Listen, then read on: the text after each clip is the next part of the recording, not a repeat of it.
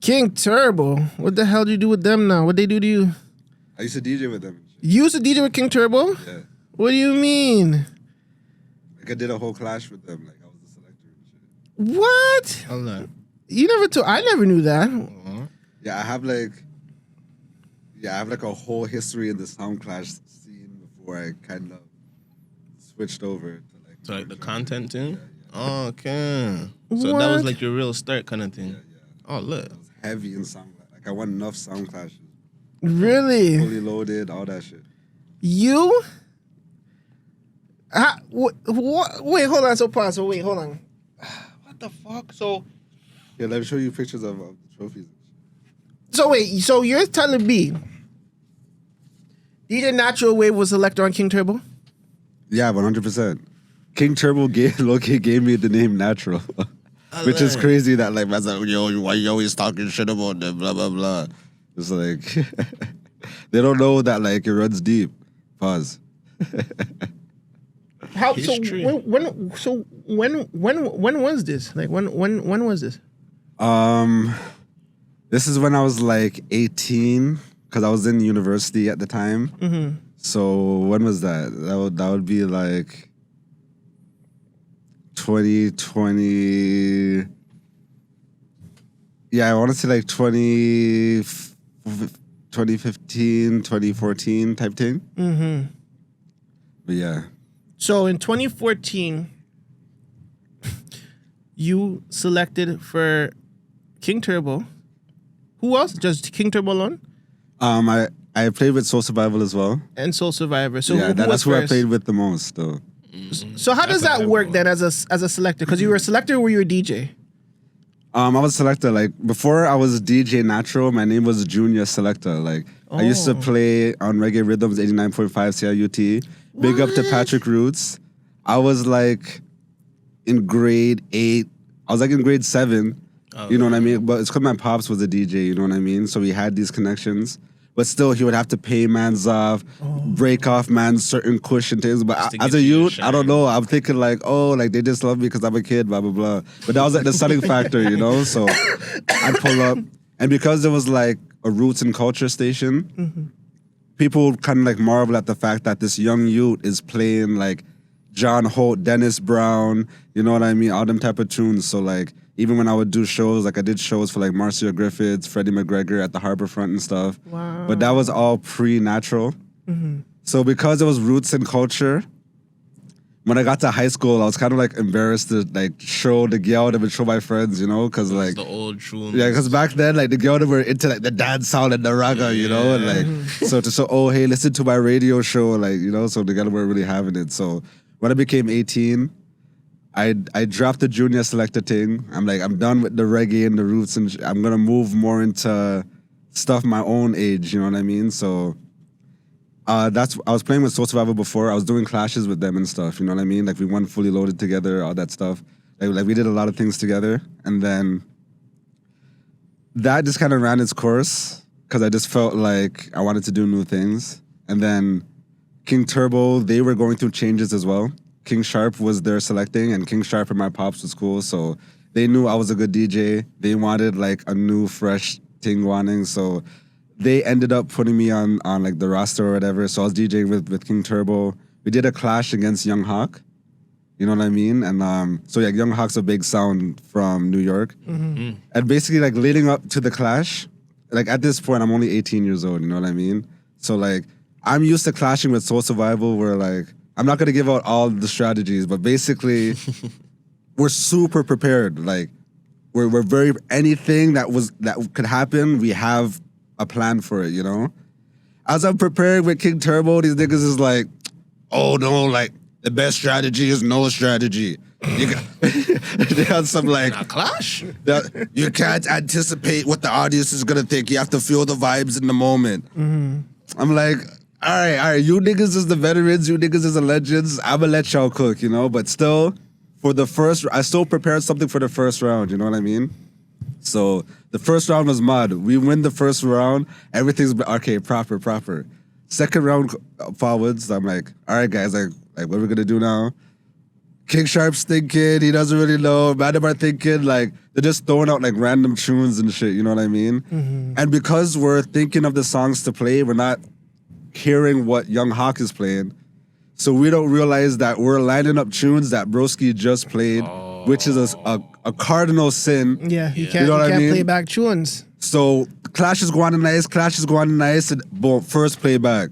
Boo! Boo! It's like, oh, so all the momentum we had washed out, you know what I mean? So like, and then because I was young, I didn't really know how to like recover. You know what I mean? Like now I'm much more like seasoned and stuff, you know what I mean? And like, and because of my time with Soul Survival, we had much more preparation. So like the boos wouldn't really affect me, but like just to pivot in the moment, I wasn't really ready for those ones, you know what I mean? So like we ended up losing the clash. Wow. And that was like my first time ever losing. Like, okay, no, I lost one clash with Soul Survival, but with Soul Survival, we were like 5-1 when I was there, like 6-1. Like, we won so much, you know what I mean? Yeah, so yeah, like, yeah. to lose with King Turbo was so devastating, you know what I mean? Yeah, it was such a big name too. Like it's such a legendary name. No, fast. To want to lose with King Turbo, it's like holy fuck. Like, And it's like we were supposed to be the guys that like, oh, the new dynasty or whatever. yeah, But I also feel like they didn't give us time to like they expected Man Dem to be Kobe and Shaq off rip. You know what I mean? You Whereas guys like, gotta gel. like you have to give Man Dem time to exactly Figure it out. you know what I mean? So before the clash, Man Dem were always like checking for me and stuff, blah blah blah. But after we lost the clash, like Man Dem just stopped linking and or whatever, blah blah blah. Like Cesdon, he was always cool. You know what I mean? Like jamming was cool, and Slingshot was cool for the most part. But I always felt like Specs was a little, I don't want to say jealous, but I just felt like he was very protective of his spot on the roster. You know what I mean? Like, True. when I first pulled up, he's like, oh, okay, what did he say? I want to like quote him verbatim. When I first pulled up, Specs said, oh, it took me 10 years to join this sound. I had to carry record boxes and all this next shit. Like, you just... Like, what did you have to do to get on the sound or whatever type shit, you know? no way he said that. Salt. No way he said I'm that. like, bro, like, I'm like, yo, there are no more record boxes. You know what I mean?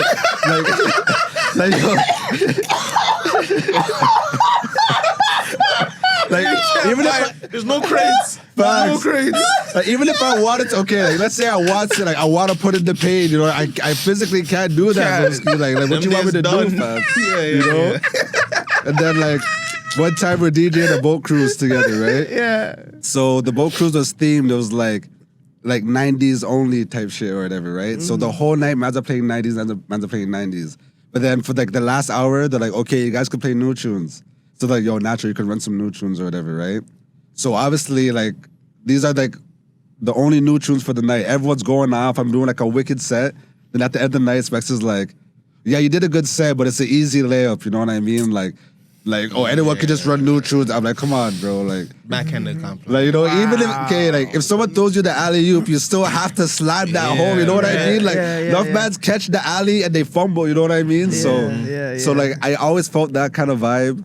And then even after I left the sound, like, he would always say, oh, yo, link me if you need anything. And then when I would link him, you know what I mean? There would be crickets type thing, you know? So like, but other than that, like, Ricky was always up and down, hot and cold, you know what I mean? But I guess like that's what comes with certain lifestyles, you know what I mean? So, but yeah, you know, all the best to King Turbo. You know, like, we didn't even have problems at first when we first, and if you guys want to interject, just go ahead. I don't want to be yapping or anything. No, keep going. This is your spot. This is your shine, dog. No, real shit. This is your spot. Because we didn't have problems at first. You know what I mean? Everything was cool. And then I ended up, okay, after I joined Soul Survival, we did like a little run or whatever. And then I left Soul Survival again. Went on TikTok. I ended up like blowing up a little bit or whatever.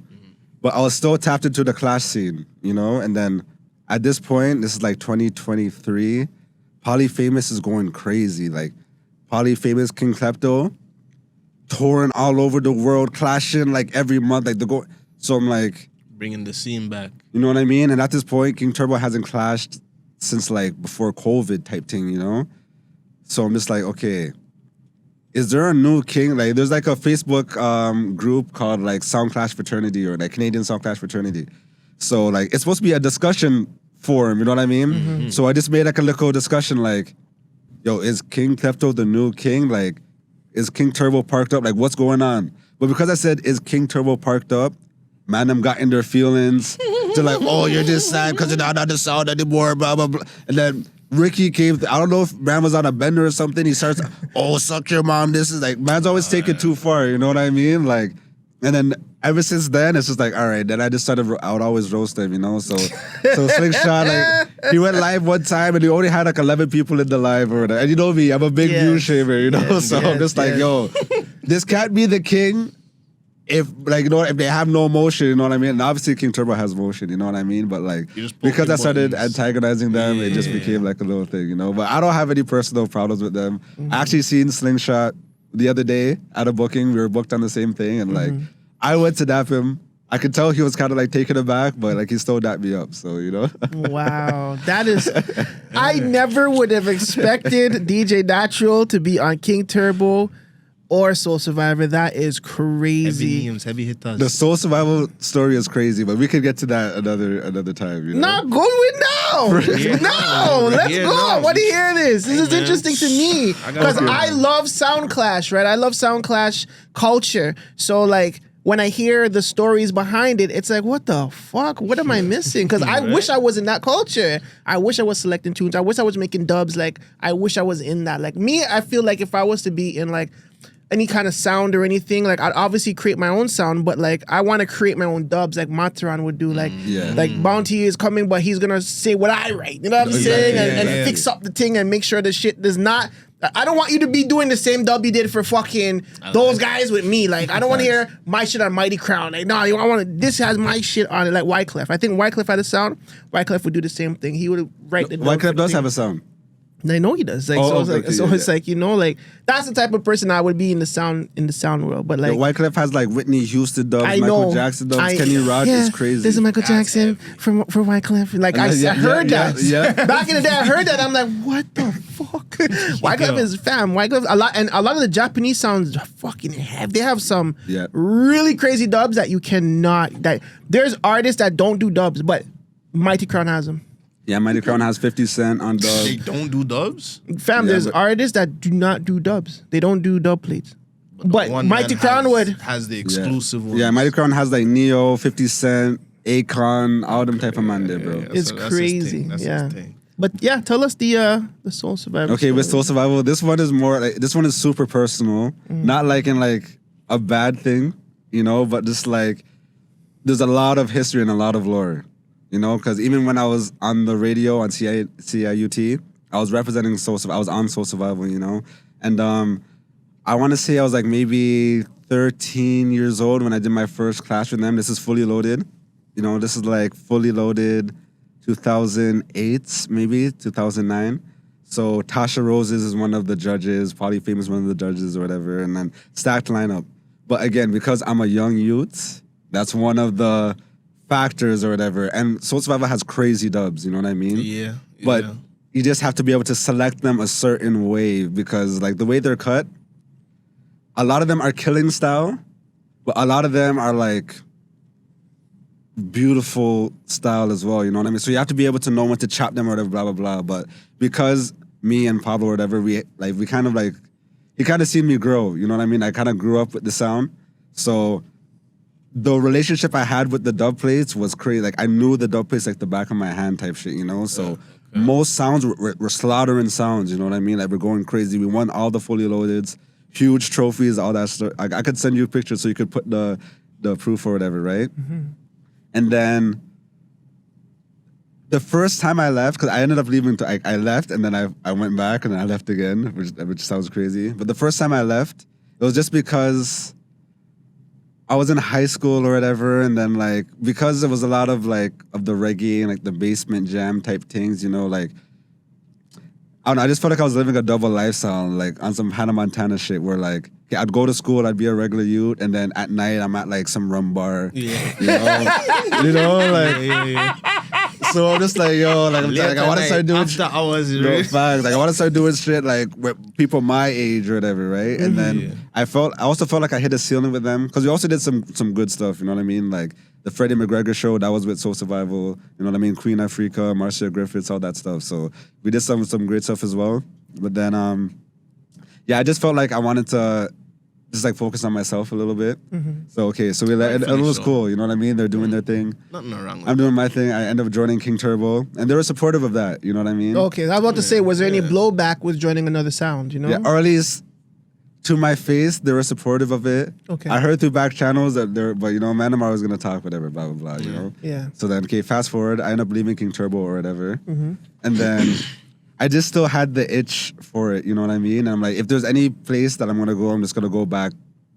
You know, I'm not going to join any other sound, you know. Even to this day, I wouldn't join another sound, you know what I mean? So I ended up linking back with Soul Survival because it was a family thing. Okay. And I'm not sure if to me, it's still a family thing, you know what I mean? Like, if I see them, I don't have any problems with them, you know? But we'll get to why it might not be, you know? So, okay, so I joined back with them. And then this is like 2019, like right before COVID, you know? So I joined back with them. And I remember at the time, like TJ, he had the song like Up Top Boss, all them type of tunes. Like those songs were running, Rag and King, all them artists were running or whatever, right?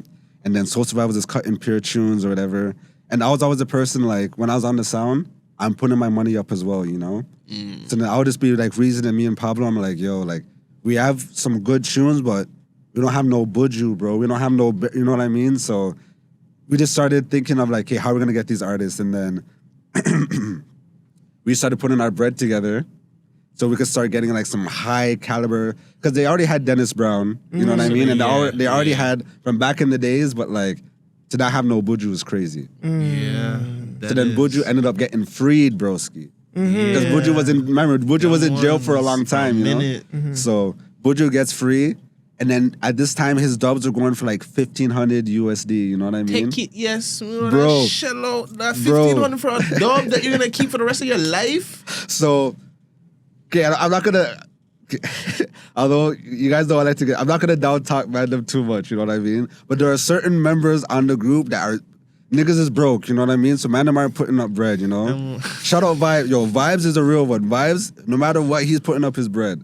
Pablo, he owns the sound. Obviously, he's putting up his bread too, you know what I mean? And then me, I'm a real one too. I'm putting up my bread. So we're hustling. I remember one time, like even for the first Buju, I'm like, yo, for my 5 bills, like, I didn't get paid yet, but I was like hustling or whatever. So I had like, I was like a half pound of kush or whatever. I'm like, yo, take this half pound or whatever. And then Man Dem about it, but like we're doing what we can to get. So we got our first Buju. Then we ended up getting a few more.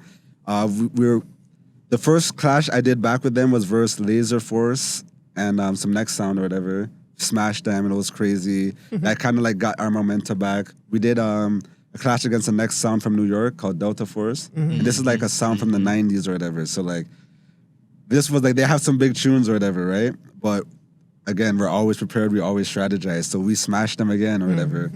And then COVID comes around. So that kind of like puts a halt to everything. Everything locks off, you know what I mean? So I remember them times. And then even for me with my DJing, I was DJing in clubs every weekend, and then I go from DJing every weekend to like not DJing at all, you know what I mean? Yeah. And then that's when I started posting on TikTok and I started getting some vibes over there, you know what I mean? So then that's where I put my focus. And it kind of put things into perspective where like, okay, I'm starting to get brand deals for like a band here, like 1,500. So, and then I remember when like after COVID, we start doing events again with Soul Survival. And then at the end of like the year, and like this is the conversation that kind of cheesed me, that made me like reevaluate the whole situation, you know what I mean? Because I'm talking to Pablo, like for us, that's the guy that owns it. And I'm like, what's that? Okay, you know the Welcome to Jamrock cruise? I'm like, yo, how are we gonna find a way to get ourselves on there? Like King Turbo's on there, like the biggest sounds are on there. How are we gonna get on there? You know what I mean? Like we have to figure out a way. The man's like, oh, that's another level than us, bro. You know, like we have to kind of focus on where we are. I'm like, bro, I hate that mental, bro. I hate that type of shit. I don't want to hear that when you're trying to get somewhere. You know what I mean? I'm like, bro, like what the? That's not what I asked you. You know what I mean? So like, that was like the first thing that made me think like, okay, but again, it was a family thing, so I'm still rocking with them, you know? And then we're going through like the finances and shit, and I'm saying like, yo, we have to start charging more for the parties. Like, he's like, no, what do you mean, right? We're making good money. I'm like, yo, how much did we make this year, bro? Bro, when this nigga said this, bro, this was like the last straw for me still. Cause me, I was doing my own personal bookings. I was making good money or whatever, right? He's like, yo, we made good money this year. We made like 2,000 for the year, guy. How much? I'm like, bro, nah, that shit, nigga. You should have told him to repeat that. I wanted to explode. I'm like, are you fucking year? I'm like, bro, like year to date, like what? Like, bro, like hold on, fam. So that was rough. and man's are pitching out. So I'm like, okay, we're putting all and like man's. And he's not broke, you know what I mean? So I'm like, yo, you know how money works. Like, you're not looking at me in my face and going like that's a good thing. Like, so basically after that, I'm like, yo, you know what? I'm gonna step back. You know, I'm gonna focus on what, because at this point, like I said, I'm getting brand deals for crazy bread. Yeah. I'm already doing my own personal bookings, you know what I mean? Mm-hmm. So I'm like, if Man Dem, and like these guys are in their 40s and like their 50s and shit, you know? So like they already have their crib and their family, like they're already they're comfortable. You know what I mean? Yeah. So like they don't really, they're not hungry the way I am. As like, that's the word. At this time I'm like mid-20s, you know what I mean? So I'm like, let me just focus on my own shit. So I told him respectfully, like, yo, I'm just gonna take some time to just like focus on like what I'm doing. Like, it's not a beef thing, but you know, like you're gonna have to find like another selector for the time being or whatever, right? Mm-hmm. And then Frost goes in the group chat and he says like, oh yo, Natural basically said he's off the group and it's like it's basically fuck us still, so blah blah blah. Because twisted that. Yeah. Crazy. Because before then, like they dropped a rhythm. Well, we dropped a rhythm and they wanted me to promote it on my TikTok, you know, but like it wasn't really the same vibes as like what my TikTok was at the moment. So I said, yo, let me just do it when the time's right, you know? Yeah. So they thought I was trying to leave the group because I wasn't trying to like promote their shit or whatever. So like they took mad offense to it.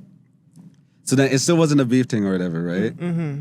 But when I started talking about King Turbo on the Facebook group, mans from Soul Survival would start like putting their 2 cents into it or whatever, right? Like, oh, like you're not like basically saying like I'm not welcome in the clash scene anymore, so like I shouldn't have any opinions type shit. Like that's heavy. Like you know what I mean? And then I would just like you never put in your pain. You know what I mean? We're there hours. So like we just started going back and forth, and then like I kind of called because like Frost is white, you know, so I kind of called him a culture vulture, you know what I mean? And like I don't think it's a culture vulture for real, you know what I mean? But you know, so I'll spice it up a little bit. But yeah, that's so. Where it stands now, I don't have any beef with them. Mm-hmm. You know, we have multiple trophies that we won together. You know what I mean? So like history. Yeah, exactly. So, but at the end of the day, though, you said that you guys have a lot of trophies together, but year to date, it didn't accumulate to, I don't know, I guess value for the brand. If the brand is still, I don't know, maybe they're charging like what, 500 an appearance at that point, maybe less. The thing is, like, let's say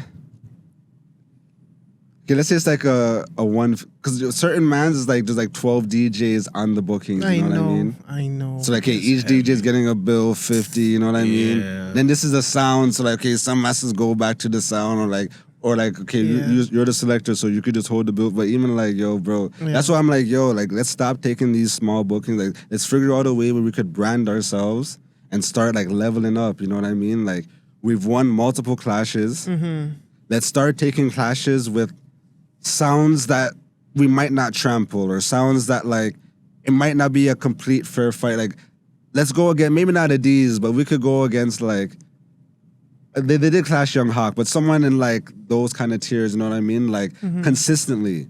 You know, like even if you lose 3 in a row, like if you put a valiant effort, yo, Pauly Famous from King Klepto, there was a point where he was known infamously for losing, but because he was just doing such a great job at losing, you know what I mean? Like, he's going to other people's territories, so like sometimes it'll be like a biased audience. Mm-hmm. Okay. Or sometimes like, okay, one time he was versing this song from New York. It was like a father-daughter duo, right? Mm-hmm. The daughter was maybe like 20 years old. Her name was like KK or whatever. So KK, she got on the mic and she dissed Polly. So Polly, he said something back to her, but because she was like a young woman, it kind of threw he the basically, crowd he basically said like, "Yo, mind what you say, or else I'll take my cocky, put it in your mouth, or some shit like that." You know what I mean? So he went from winning that clash to completely losing it. You know? Yeah, just off of that one. Because it was a woman who organized the clash. There was enough women in attendance that so. You know what I mean? But because he was such a personality, people will keep booking him, and then eventually he went on a winning streak, and then now he's just worldwide, you know? So I'm like, sometimes you could win while losing, you know what I mean? Or you could also lose while winning, you know? I think it's like the consistency with him. Once you keep it consistent, exactly. Just, it finally hit. Exactly, literally. That's literally what it is. That's so crazy. Like, okay, so say you were to take over that sound, right? And I'm just saying, let's give some gems to the Clash world, all right? If you guys are listening. And you guys will, because I'll clip this shit out. How would you run your sound then in the modern day era? Like, what does that look like? What does a natural sound, you know what I'm saying? Natural sound system, natural sound. Yo, I have dubs, you know what I mean? I have my own dubs. I wouldn't say I'm a sound system yet because I'm still accumulating, but like, at this point, I have like 100 dubs. You know, once I get to like maybe 500, I'll start clashing or whatever. But what I would do in this day, I feel like all the sound systems are doing it wrong. They're stuck in like, niggas think it's still the 80s, bro. Wow. Man, them are so guanin' like, oh yeah, we have to go to Biltmore Ballroom. And it's like, yo, my nigga, like, do you not see what Red Bull took the sound clash culture? And blew it up on literally. Stage. And then Man Dem seen the blueprint and started fighting against it. You guys are washing out the thing. It's like, no, why don't you guys realize like they're evolving it? Yes. So what I would do, and this is what I kind of want to do, you know what I mean? Like eventually is like kind of bring that format, you know what I mean? But for like my generation of DJs where it's like, yeah, you have your dubs and you have your 45s, but you also have to bring in artists, you know? Like, so it brings, and that's also the original sound system culture. Because like when sound system started, every man would have their artist there. It was artist for artist. And the artist is, you know what I mean? And then the artist would big them up in the song, and then that's how the Dubplates started or whatever. So I feel like that would not only bring more of a crowd, because, okay, not only are you going to see your favorite DJ, but one of your favorite artists as well, but it's also like a festival in the sense of like, you have 4 of your favorite DJs and 4 of your favorite artists, but they're still battling it out, you know what I mean? So like, and I don't even care if man take the idea, you know what I mean? Because like, this is what I want to see implemented. Because when I look at sound systems now, bro, like niggas is dying, bro. If you're not King of D's or like Soul Supreme or one of these like super established guys, like even bro, when I look at King Turbo these days, bro, I'm glad I left them niggas, bro. Yeah, you gotta evolve. You know what I mean? Like obviously Specs is fine, radio guy, you know what I mean? Specs is fine. But the rest of them niggas, I don't want to say the rest of the niggas aren't fine, you know what I mean? But like, Ricky's still in the rum bars, fam. But you can even say Specs. It feels like he's just stuck. That is true, but like, I feel like where he plateaued to is still respectable, you know what I mean? True, like, he still has artists like that will pull up to his show and stuff, you know? Like, he still travel. They still put him on the Welcome to Jam Rock and stuff, you know? Built his name up respectfully. Exactly. And like... And he can book independently on his own name. And he doesn't need the what's the fucking song? King Turbo sound.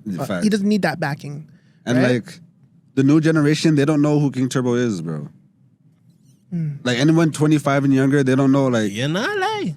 Like so I feel like they kind of missed the boat. And it's not too late. They can still find you. Like I think like not even me. I think they should have once they seen Joshua Lucas, they should have snatched that motherfucker. They should have put him on a super 360, nigga. But I feel like a lot of these sound systems, like, they should approach it more like basketball in the sense of like, okay, I'm gonna sign you to a contract, like, but they don't want to pay niggas no money, bro. Like, that's the thing. They want the selectors to pay them, like. If their business isn't straight, then exactly. It's like, you know, it's hard to grab people to join with you and be like, yeah, just do a thing for me, and then I'm gonna break you off like this. Exactly, like.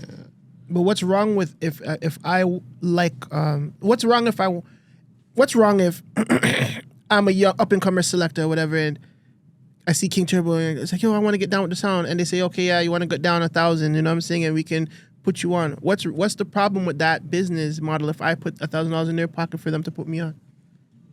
But that's the thing, like, they're not putting money in your pocket initially. Maybe if you do a booking for them, they give you a percentage. They give you like 50%.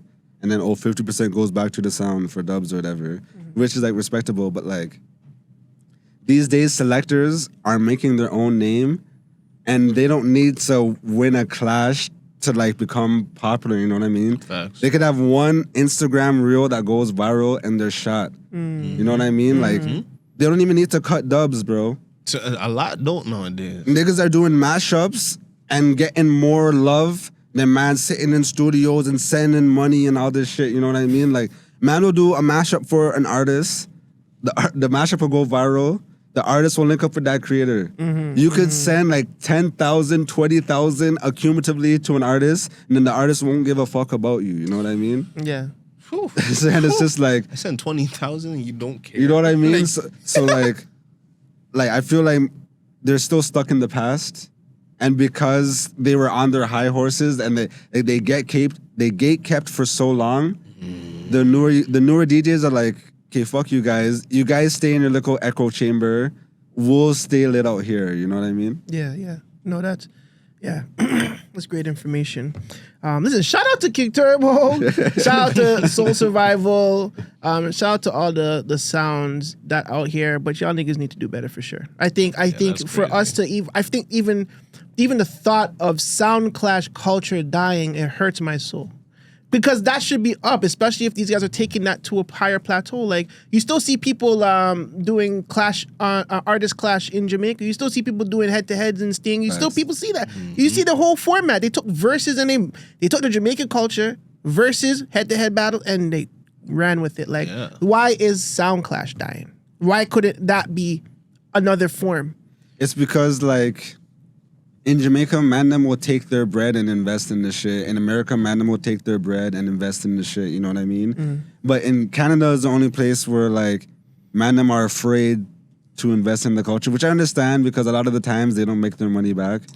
You know what I mean? But like, I don't know. If I was King Turbo, I'd just put on my own fucking clashes, bro. I wouldn't wait for a man to hire me for a clash. You know, like I don't know why it took them so long to do the King Klepto clash, which I predicted. This is another thing. I predicted King Klepto was gonna smoke them. I predicted the shit. Niggas got mad at me. Oh, you're a disgruntled employee. But bro. King Klepto smokes King Turbo in their own crib, nigga. Yeah. The West End King Klepto, they drove to the East, bro. I'm like, are you guys fucking... And the reason why, like, I care about it is because I'm like, yo, you guys are legends, bro. Like, do you guys not care about your status, bro? Like, I'm watching these niggas' legendary, like, status, like, fade, and I'm like, do niggas not care, bro? I'm like, hey, if you guys don't care, then all right, fuck it. I won't care either then, but fuck, bro. You know, it's crazy, dog. It's like they're stuck in their ways. You know, living in the past, you're lost. Yeah, that's true. That's true. I love it though. I love to see an idol become a rival. You know, no facts. You know, that's something similar to Guttzy and Friday. You know what I'm saying? Right off the rip. Now, I know you work with Friday at We Love Hip Hop. This here is Gutzy's platform. Well, whatever. He wants to say it's everybody's platform, but GTV is Guttzy TV. You know what I'm saying? It's Guttzy TV. Okay, that's what it stands for. Okay. Yeah, it stands for Guttzy TV. Now, I'm dying. When I guess you could say, once everything blew back up, because before it was up, then it was cordial. Yeah. And now it's kind of up and like calm, like, you know, where the members don't really have it. It's just the two main guys, like, and a lot of it too stems from the things that you've said, because just a while ago when you're talking about the sound clash, you'd say that you said spicy things just to, I guess, excite people, to get people pissed off, right? So I feel like that's a part of your nature. I think that's cool. I think there's nothing wrong with that. That's a character, right?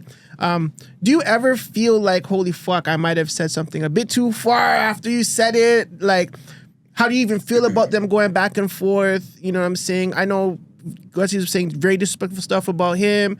Friday was saying stupid shit and disrespectful stuff about Guttzy. Like, but what's your main thoughts on with that? the Guttzy Friday situation? Like, I'm completely removed from that because I feel like for them it's personal, you know, like, And the way how they go back and forth, I don't go back and forth with people like that. You know what I mean? Like, that's super hectic and it's super personal.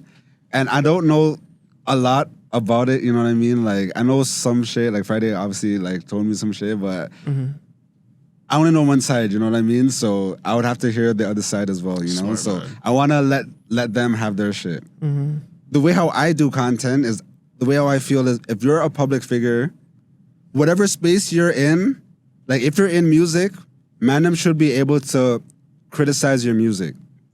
You know what I mean? Like King Turbo, you guys are a sound system. If I'm on a Sound Clash discussion forum, discussing how long it's been since you guys have clashed, I'm not hating. You know, I'm not like calling you out of your name. I'm not saying anything disparaging. I'm just saying, yo, you guys haven't clashed in like 5 years. Are you guys parked up? I think that's completely valid. But Man Dem, like what they say, the truth hurts. So Man Dem, you know what I mean? Like when you bring up certain pain points, Man Dem, they just have to crash out. You know what I mean? So like, some people won't use it as fuel. They'll use it as just like fuel for the wrong things. No, exactly. They'll use it as fuel for the hate, not fuel for the motivation. Exactly. So I feel like if I talk about whatever you're putting out, I think it's fair game. You know what I mean? Like I'm not talking about man's families and shit. I'm not going like personal like attacks and shit. And like, so that's why I get disappointed when mans retaliate with like low blows, pause, or like, you know, or like super personal attacks, because it's like, do you not have the intellectual capacity to like spar on a certain level? Like, because I'm not perfect, bro. Like, there's enough shit that Man Dem could like get back at me for. You know what I mean? I'm not gonna give mans no ideas. No, you know what I mean? On the wrap up, you said something about gay TV. You said something, and here you are on gay TV. You said something about Guttzy copping a plea. I don't know if you said that. I think you said something along those lines, but there was no plea copping. Okay, like, there was a whole bunch of stuff that you say. Crazy bars. It's like, bro, what are you talking about right now? What are you talking about? What? Should I? Okay, I'm not gonna call him Dio Nation because, like, you know. Yeah, okay. Dio Nation. I Leave forgot my about dog alone. I'm not gonna call him. Dog alone, Mr. Sam. Yo, what? You guys, everybody knows what he did was super hard. Listen. So like, that whole bar goes together. I'm like, Sassy Sam was here. So I'm like, yo, I don't know if it's GTV or gay TV because that was crazy. You know what I mean? I get the bar. You know what I mean? So like, that's why I'm like, it's fair. It's not like I would have just randomly like just come out of nowhere and be like, oh, them niggas is gay over there. Yeah, you know what I mean? Like, yeah. So like, I just feel like as long as there's some merit to it, then like it's valid. But also, I understand retaliation as well. You know what I mean? Like I'm not gonna be like, oh, niggas just have to love it. You know? Like, so yeah. No, you know, but that's one thing I like about you when with your wrap up. It's like you weren't just saying things just to disrespect. You actually said things in a witty way where the bars kind of fit and you can't even be mad because everything kind of aligns and it's like, okay, fuck it. Yeah. He did it in a way where it was like, okay, it's witty. You know what I'm saying? Yeah. I'll allow that. You know what I'm saying? What was your, you didn't even finish about, so you said you're removing yourself from Guttzy vs. Friday. It's a bit too personal. I get that. With the wrap up, why did you decide to do a wrap up this year? Like, did someone be like, "Hey, buddy, you should do a wrap up," and beat my boy to the punch, or was it just something like, "Yo, fuck, like I'm in this. I've been in the news a couple times. Let me just do my thing and let me do a wrap up too." Yeah, me, the Uncle Murda wrap ups, I love those. Like me and my friend Raven, like me and her would always ball up. Even in like the middle of the year, we're still bumping the wrap ups and shit, you know. And like me, I would always rap. Like as a youth, I'd make songs and stuff. So like. I couldn't make, I have sick bars and shit, you know? But because I was known for DJing, and specifically like more like dancehall, soca, like I never really felt comfortable like rapping on my platforms and shit. You know, like I did like a Christmas type parody or whatever, but that was like a joke thing. But because I joined We Love Hip Hop, I'm like, hey, I could collab with them and like I could do like a wrap up and like it would kind of make sense now. Yeah, smart. Because like, I'm on the Wheel of Hip Hop platform, like there's some crossover. It's not like like this dancehall DJ is rapping, like you know what I mean? So like I always wanted to like rap, like showcase my rapping ability. And then I was thinking about it, and then well, I don't know why Watts announced this. You know what I mean? Like Watts announced it like 14 days old, January 2nd, blah blah blah. Yeah, man. And then like Promo tactics, I guess. I'm like, fuck. I'm like, yo, if I want to do it, I still have enough time, you know. Yeah. So like me, like I work a job as well. Like I was doing my content and shit, but my job is super easygoing, you know. So I'm just at work. I'm looking at pure like I go on Keep Six Solid. I go on T.TV.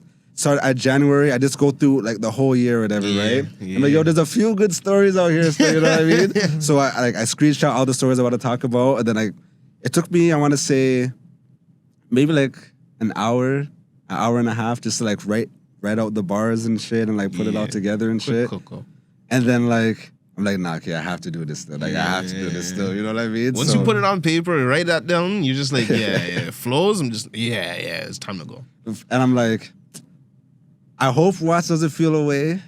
But I'm like, also, that nigga didn't invent the fucking wrap up. He only did it once. You know what I mean? I'm like, yo, the man only did it one time. Like, it's not doing something one time is not a pattern. You know what I mean? Like, you have to do it multiple times to establish a pattern. So I'm like, hey, I'm gonna drop it. And like, I was kind of thinking it would be more so like of an alley-oop type shit. You know what I mean? Where it's like, okay, this is the appetizer, and then Watts is gonna bring like the real shit. You know what I mean? Yeah. Thought he was. But I just feel like his was way too personal. Yeah. And like, so it was super biased, you know what I mean? Like, with mine, I kept all biases out of it, bro. Like, even I was bigging up Casper. If you listen to Wheel of Hip Hop, I don't big up Casper, dog. Like, you know what I mean? Like, for Casper, bro. And like, it's not even a beef thing, but like, Czar would always talk about The Market being the best song of the year. Oh, so you know what I mean? And I would just say you're a hater. No, I'm not a hater, but I would just say like, yo, I'm from the East. I think Sav had the song of the year. So we would always just have the argument. So that is a good argument. You know what I mean? So like, it just became like a thing on the show, you know what I mean? Okay, but I'm like, okay, just because that's the thing over there, I'm not gonna like bring that into the wrap up and like, so like with Casper, I literally say like The Market like went blah, blah, blah, you know? So yeah, I just feel like Watts was way too personal. But maybe that could just be his lane where his is more like beef-centered pause. I don't know. I said plenty of times, that shit sounded like a diss track to me. No facts, bro. I'm just like, the wrap-up, we're supposed to be talking about what happened through the year. I can't even tell what happened through the year. Man, just naming names and saying what's wrong with them. And then he's spinning back. He's spinning back. I was like, what? I'm like, yo, some names got mentioned in every single beat because there's like 3 beats on the one track. Facts. I was like, oh, man's bringing up old shit. Just I'm like, all right, guy, let me get it. You don't like it, bro. Like, real shit. But if you listen to the 2024 wrap up, it's kind of similar. Because at first, because you know when you listen to things for the first time and it's new and it's from the city, it's like, okay, I rate it. I'm not thinking about this as a hit piece. It's not like a fucking diss record. Like you're just thinking, okay, it's a wrap up. You know, he's talking about the things, ha ha ha. It's now when you listen to the next year. And it's like, bro, wait, like, why is this so fucking disrespectful?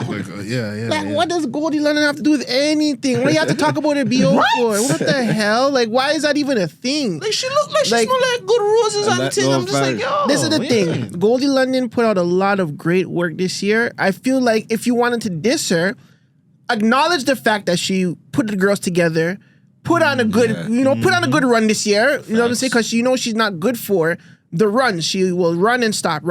She did an amazing run this year.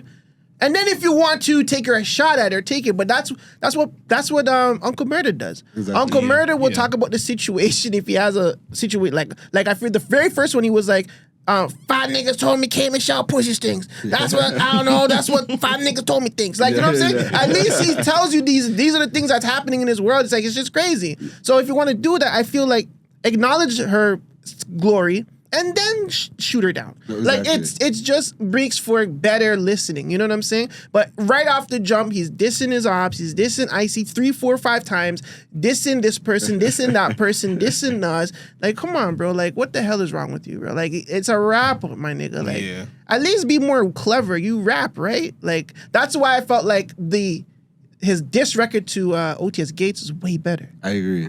Because obviously it's directed, targeted to one person, but it just felt like he brought some sort of, I don't know, fucking energy out of you. You just started rapping for real. Like really rapping though. And it wasn't like, and and we were given the right intention going into it. It's like, hey, this is a diss track. We're expecting him to go crazy, you know? I think that's the most important thing you said. We were given the right intention going into that listening. So yeah, I don't know. But yeah, yours is way fucking better than Hands down, we gave you your flowers. Yeah, I might keep it going still, you know, for the culture type shit. I think so. I think you should. I think you should listen to more Uncle Murda, figure out what worked for him.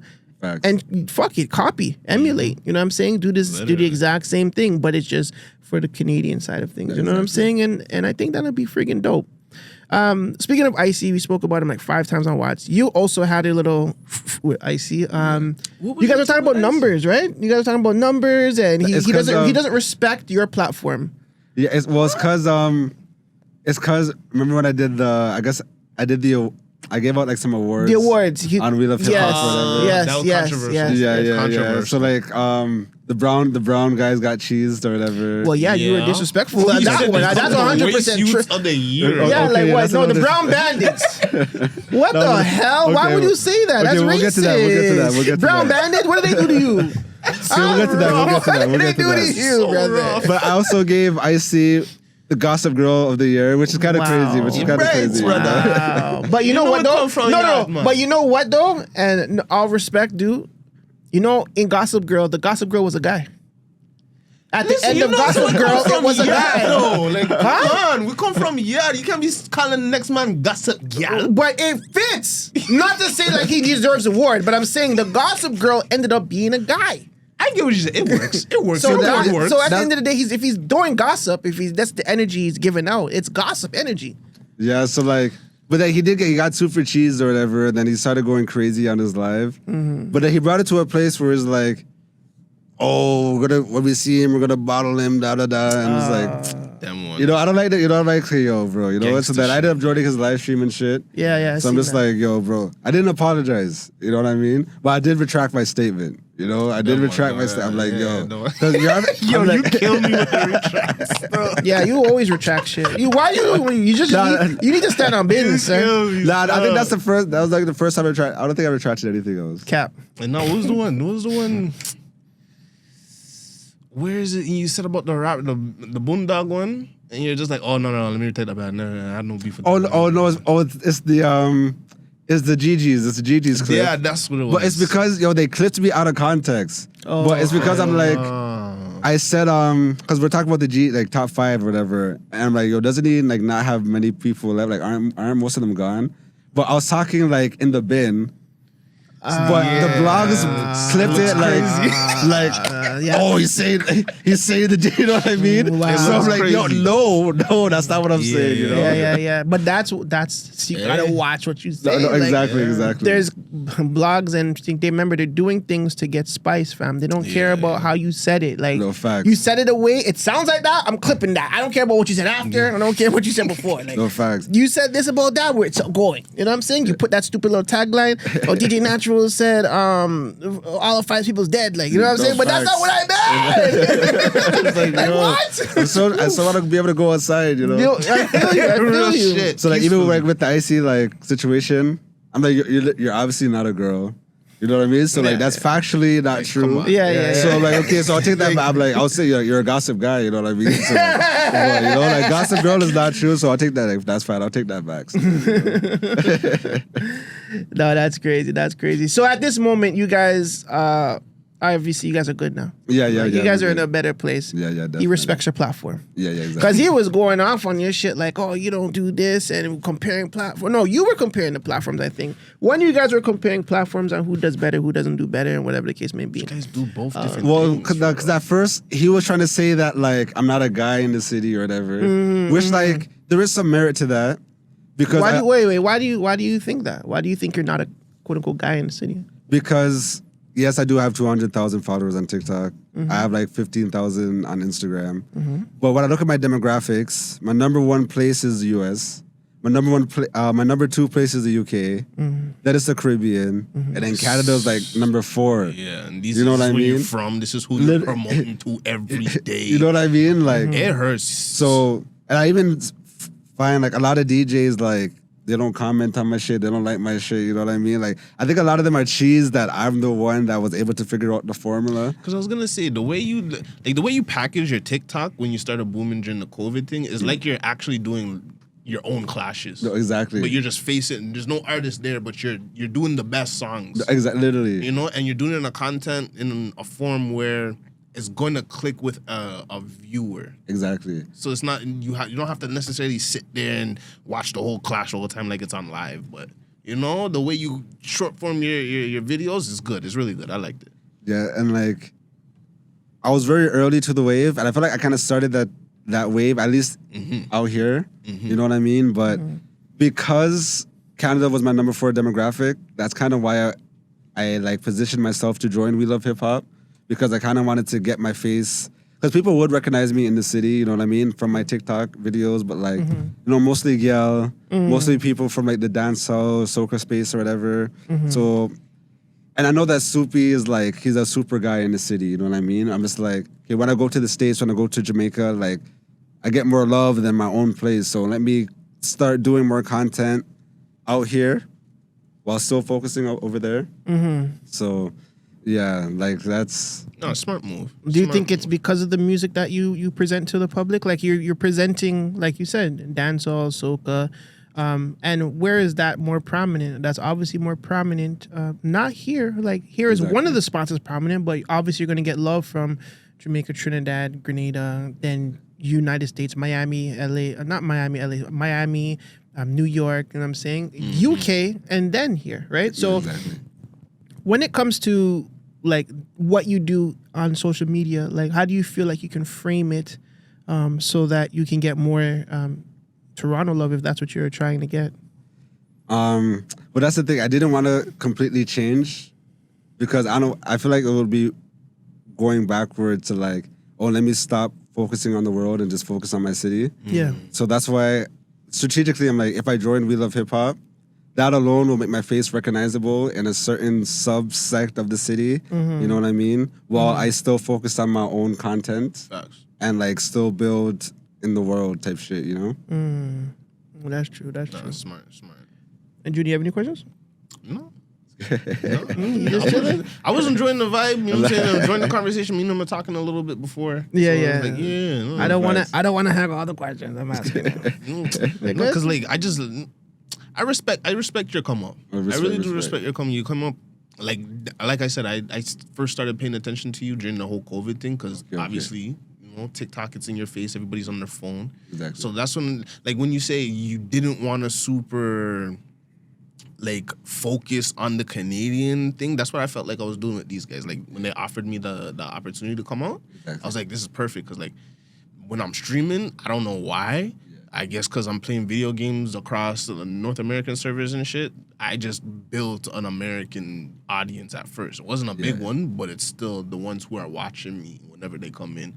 So I was like, how am I missing Canadian audience? And everyone who damn near follows me is Canadian.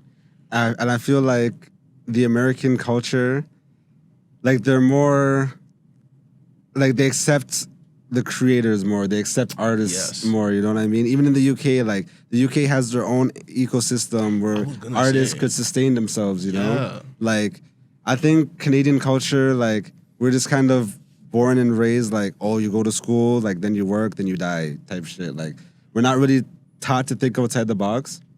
So when you see people trying to like achieve all these like wild dreams, like as a Canadian, you're like what's wrong with this youth? Like why don't you just get a job? Like, why don't you just go to school or whatever, you know? Mediocrity. Even, like, trying to run a business, like, it's not really set up for entrepreneurs, you know what I mean? Like, if you want to get a grant as an artist, you have to be, like, LGBTQ plus, Two Nation, Two Spirit. You have to, you know, you have to be, like, some crazy shit. Giving it to specific, like, you have to find someone to get it for you. No facts.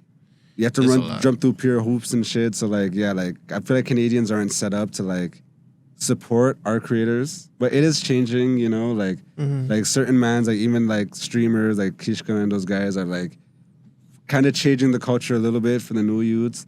So even like we could talk about the Brown Bandits or whatever, like even those guys are helping bring that I guess niche to the city as well. They just need to fix up you know what I'm saying? Fix up the way they're packaging it. And it was like And the only reason why I called them brown bandits, you know, and like somebody in the comments, like they summed it up beautifully. Like, because at first I'm like, yo, I don't know how people are gonna take it, but enough, like a lot of people were saying like, I had a good take, you know. I was so surprised. I'm like, yo, say the word. brown bandits was a good take. So basically, man's are like they're brown bandits because obviously like they're Indian, they're brown, and they are bandits because they're running off with a style that's not their own, a swag that's not their own, lingo that's not their own. Shit, literally. They're monetizing off it. I get it. You know what I mean? And then they're not even trying to show respect to what Father did before, like where they got it from. You know what I mean? So they digress though. They digress. Eventually, when they start to get backlash for it, they did. Yeah.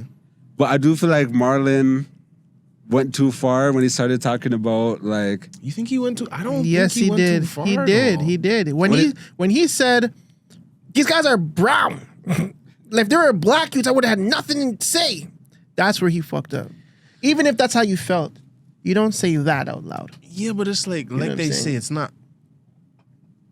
I guess it's the whole thing, like how you say it, not what you say. Yes. But it's just like at the end of the day, it's still facts. Like, yeah, we understand. Like, and I was on the fence about it because I was just like, I was one of those niggas saying ask Camo.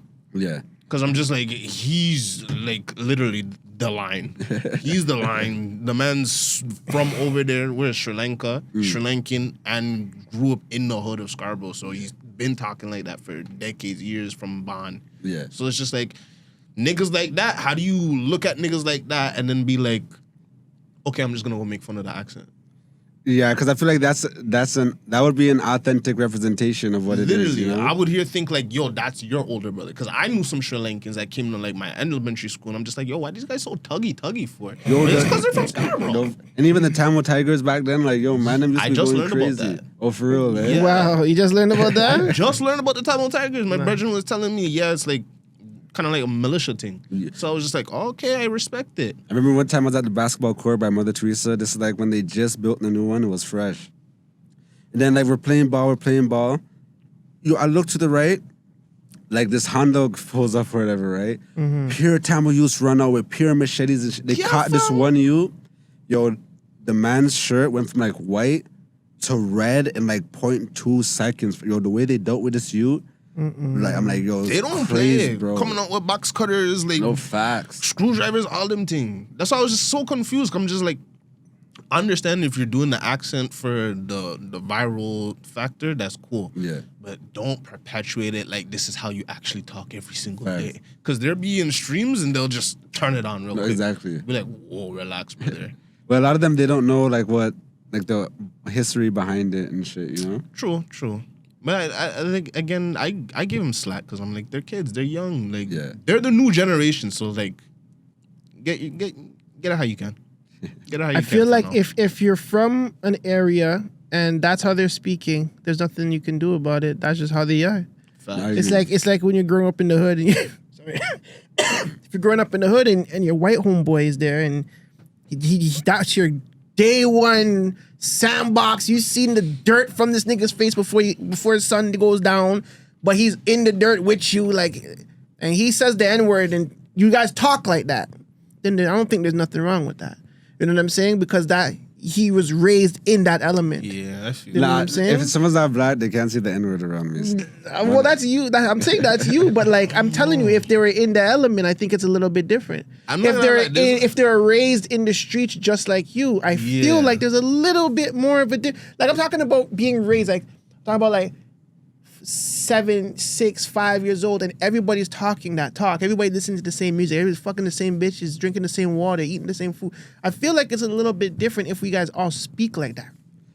He can't speak like that maybe outside of the group. Yeah. That might be a little bit I do different. see your perspective, but just for me personally, like, I don't know, like, it just like makes me cringe. It just makes me cringe, you know what I mean? Like, it just makes me cringe. So I'm just like, bro, like, because I would have certain mans that would like, that would move that way. Then I just can't be around them, you know, because. You know, and I don't want to bang out with nobody, you know what I mean? So, like, it's going to get there, so, like...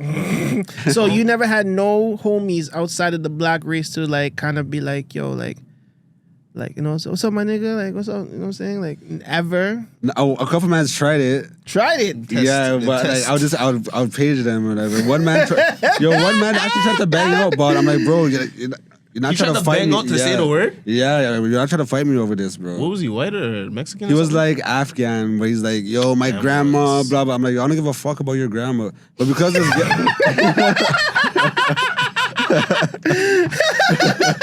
like, yo, like you're bringing up I'm random dying. people right now, you know. But because it's Geldem there, you know, like he wasn't trying to Yeah, amp it up. supersede to the point, you know, like. Okay. So I was like, all right, bro. And then Funny. my next bedroom, he was like Guyanese, I think, but he was like Indian Guyanese. Real coolly. You know, so like It's a little he bit couldn't, different, huh? yeah, he couldn't say it. You couldn't He say couldn't it? say it. Coolly youth can't Although say it. I did have to like do some research. I'm like, could he say it? I'm like, I'm gonna get back to you, broski. Hold on. Table that. That's funny. That's I think crazy. I only gave out the N-word pass like once, and it was because I didn't grow up with him, but when I met him, I'm just like, okay, I know how you grow up. Yeah. And you're just like, okay, I done heard him pop it off 1-2 times, but it was in the context of, yo, me and all my niggas are, you know what I'm saying? So it's like, I'm just like, he's not doing it out of maliciousness, Yeah. and I'm just like, and I'm with his cousin's half black. I'm just Yeah. like, he's saying it with his cousin 24/7. I'm just like, I ain't got no say around that. So I remember there was one time where like we were in like a super group setting.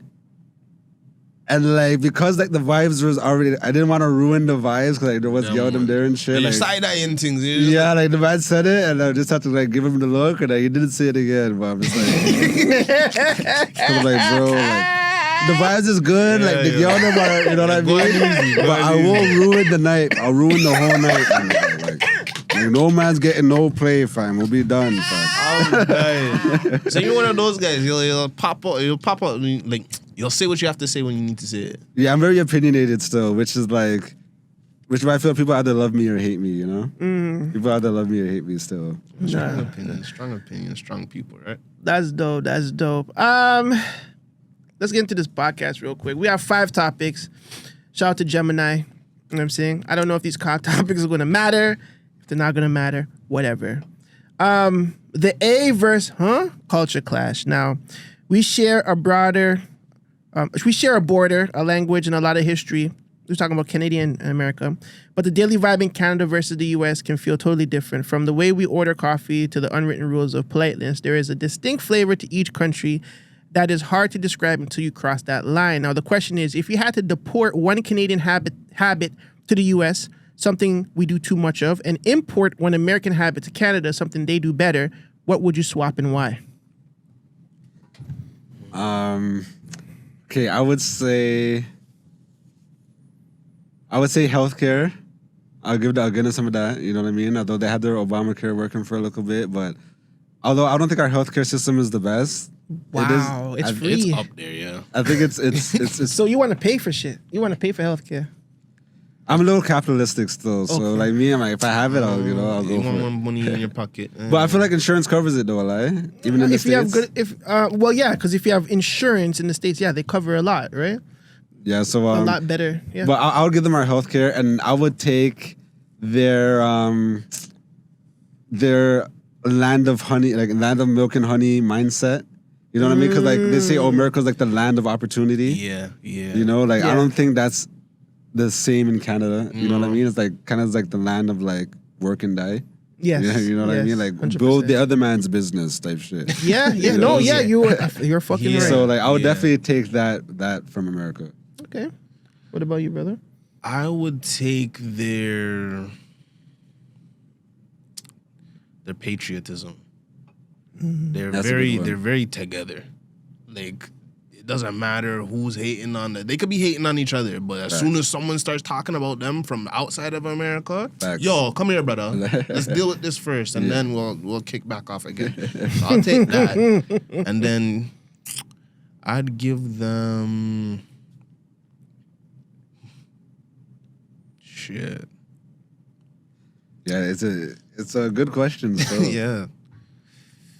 Probably their like our kindness and our like politeness kind of thing. Because like you go to the States, and yeah, they're unruly over there. No reason. They're unruly. Right still. on faces stink. Like you want to really box people, but you can't box people because they might shoot you. Facts. You're like shit. Yeah, Can't do nothing. I don't know how to deal with this. Mm-hmm. So I'll do that. That's what I'll do.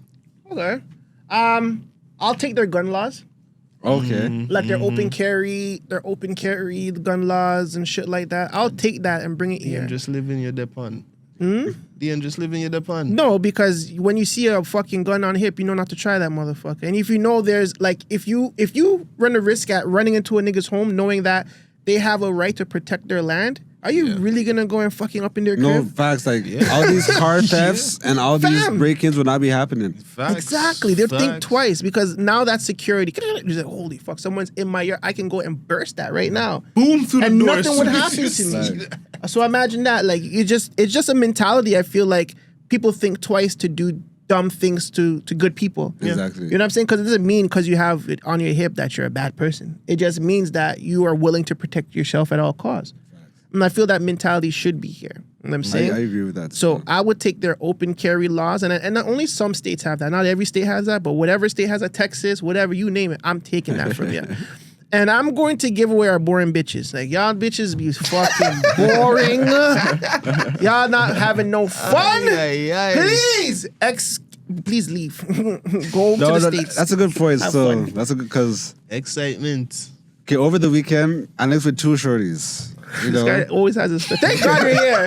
This Natural has a natural story. Natural Stories by DJ Natural. okay, first shorty, amazing. You know what I mean? Had some drinks, we're drinking, we're smoking. You know what I mean? We're watching Netflix and chilling. You know what I mean? Like this is our first time linking up, but we already knew the vibes because like after about like 4 hours and she was set at the crib.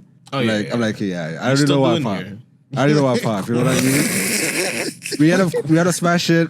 Round 2, round 3, she stays the night or whatever. Next day, smash again, then she goes home. Beautiful, you know what I mean? Doesn't bother me. Well, she does send me a message today because you know how girls get attached. You know? Quick. But she's not on my body like this. So I'm like, hey, bless. Yeah.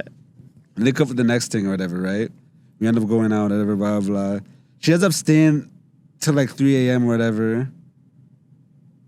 And then she's on some, I don't want to on the first night, blah, blah, this is that. I'm like, yo, we're fucking, like, we're grown. Like, I'm not going to look at, okay, the girl that I smashed the first night, I'm looking at her better than I'm looking at you. Because you know. I'm not looking at her worse. I'm rocking with her more than I'm rocking with you. Because, like, in my mind, I'm thinking, like, yo, the shorty would rather, like, wheel in the middle of the night and shit than just kick it with a real nigga. You know what I mean? Like, although I understand morals and stuff and, like, getting to know somebody, but I feel like if the vibes is already set, you know what I mean? Like, if you go out of your way to disrupt the vibes just on some, like, I just want to be Miss Morale, then it's like, all right, like, you might not even get a second, you know? You're like, you might not even get the second chance. So, like, I have to, like, really vibe with you to be like, okay, I'm gonna take you out 5 times and wine and that. You know what I mean? Like, for really put your foot. Fast. Like, I don't want to like wait to find out what the box like. You know what I mean? Like, I need to know. Like, if I'm gonna be investing into this, like, I need to know how my car drives. You know what I mean? The first drive are the best, son. The first drive is the best one. No, because the car, the car depreciates, right? So is that the same for pussy? You don't have to answer that, guys. You don't have to answer that. We'll leave that up in the air. Leave that up in the air. I would say, me make sure me get, girl, them make sure you get on the oil change, you know. No, you can tune up. You can tune up. A lot of people's a tune up. Holy crow. But me, like, extra parts and thing, you get me, like. I like my woman a little experience though. Like, when I was like maybe 19, 20, like early 20s. I love the virgins of them. You know, I want to go for like virgin, like you know, virgin yo. But then when I started dealing with the freaks, I was like, like what the fuck was that? Like, what was I doing? I was wasting time. Yeah, I was because the virgin girl, them like you have to show them what to do. You have to be delicate with them and all. Like, and we're black, you know what I mean? So even like when you're being delicate, you're not being delicate. You know what I mean? So it's just like, yo, nah. So, and then when I started dealing with the freaks. Yeah. I'm like, oh shit. Open like, your world. Yeah. now you're putting me on. You know what I mean? Like with a virgin, you have to do everything. You have to set her a certain way. Like you have to teach her everything. sure, you know. but with the freaks, like they kind of know. They kind of know what man them like, you know, and then they kind of like they want to figure out what you like specifically and shit. And they're like, yeah, no, like I rock with the freak them stuff. That's what I'm saying. Freaky girl, me Ladies, love them. yeah, men like hoes. Ladies, just to let you know, they don't give a fuck. They love hoes. Fact, and like you just can't be like too outwardly with it. So you like a private hoe? Like just like show a little bit, you know what I mean? Like Okay. Hold on, You like you like a conservative hoe. okay, like the thing I just smashed or whatever, right? Like okay, don't clip this part, but What, we're cutting this out? Is timestamp? no, you don't have to cut it out, but like, just Okay, don't clip it. Just don't clip it. They have to like- find this. Exactly. This guy's still dissing. Like people don't watch our show. You're a dissing. He's still dissing. No, I'm not dissing. I'm not You're dissing. dissing. But I just be like, No, I just don't think her specifically is gonna come all the way down to this point. You know what I mean? Okay. But okay, so I met her through doing like a poetry slam type shit. You know what I mean? Wow. And her poem, I heard these type of girl them are Bro. freaks for real. bro, her poem was about like the freak. You know what I mean? The freaky shit. So that's why like when she came over, like I just kind of already knew something. You know what I mean? But I don't expect nothing. You know what I mean? Because she didn't come over for that reason. We were just supposed to work on something. Oh, you're one of those guys. You better retire. I'm not. Stop No, I'm the not. story. I'm not. Close shop. Hold on. I have one more question though. Waist beads or not? She didn't have waist beads specifically, but enough of the shotties I They live with do. do have waist They beads. have the waist. No, the waist bead things are diabolical. Stay But away, just stay away, to stay clear it away. up, if you see me doing content with the shotty, then I have nothing. Okay, it's all Yeah, professional. Exactly. Okay, good. Just for you. because like Good for you. I don't want no shorty but Natural invited me over to make content and then he start, you know, I don't want none of that shit. You know what I mean?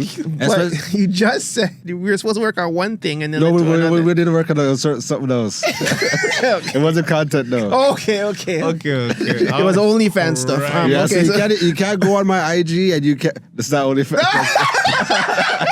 got it quick.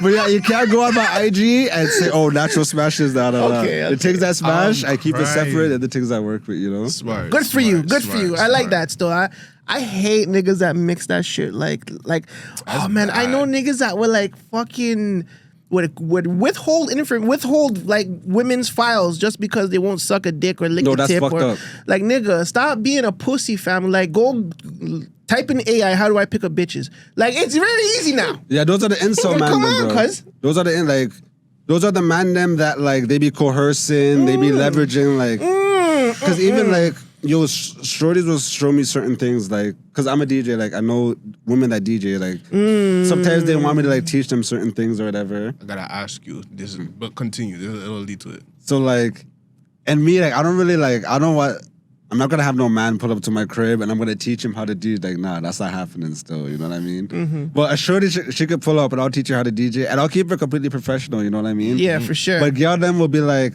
oh no, like this guy, like he wouldn't even let me get 5 minutes into the lesson before he's trying to like feel up my body and shit. I'm like, yo, what the? pushy. God. I'm like, yo, and man, I don't even realize that like, yo, y'all be talking yourself out the box. Y'all be doing too much out of, like, you know what I mean? Sometimes Sure. just being cool, like, okay, you're not gonna get this shawty, but she's gonna up talk you to her friend them, and like, you know what I mean? Like, she's gonna get you, like, way more. Like, you're kind of, okay, you're gonna miss out on this one, but you're gonna have access to 10. There you go. Some girls' You know? family are so cool that you might not get that one, but she would just pass you off to all the dogs. there. Literally, Facts. she's helping wingman every single one of her Facts. friends to you. Yeah, You're just like, but because No, the literally. man them don't think with their brain; they think with their brain. No, literally.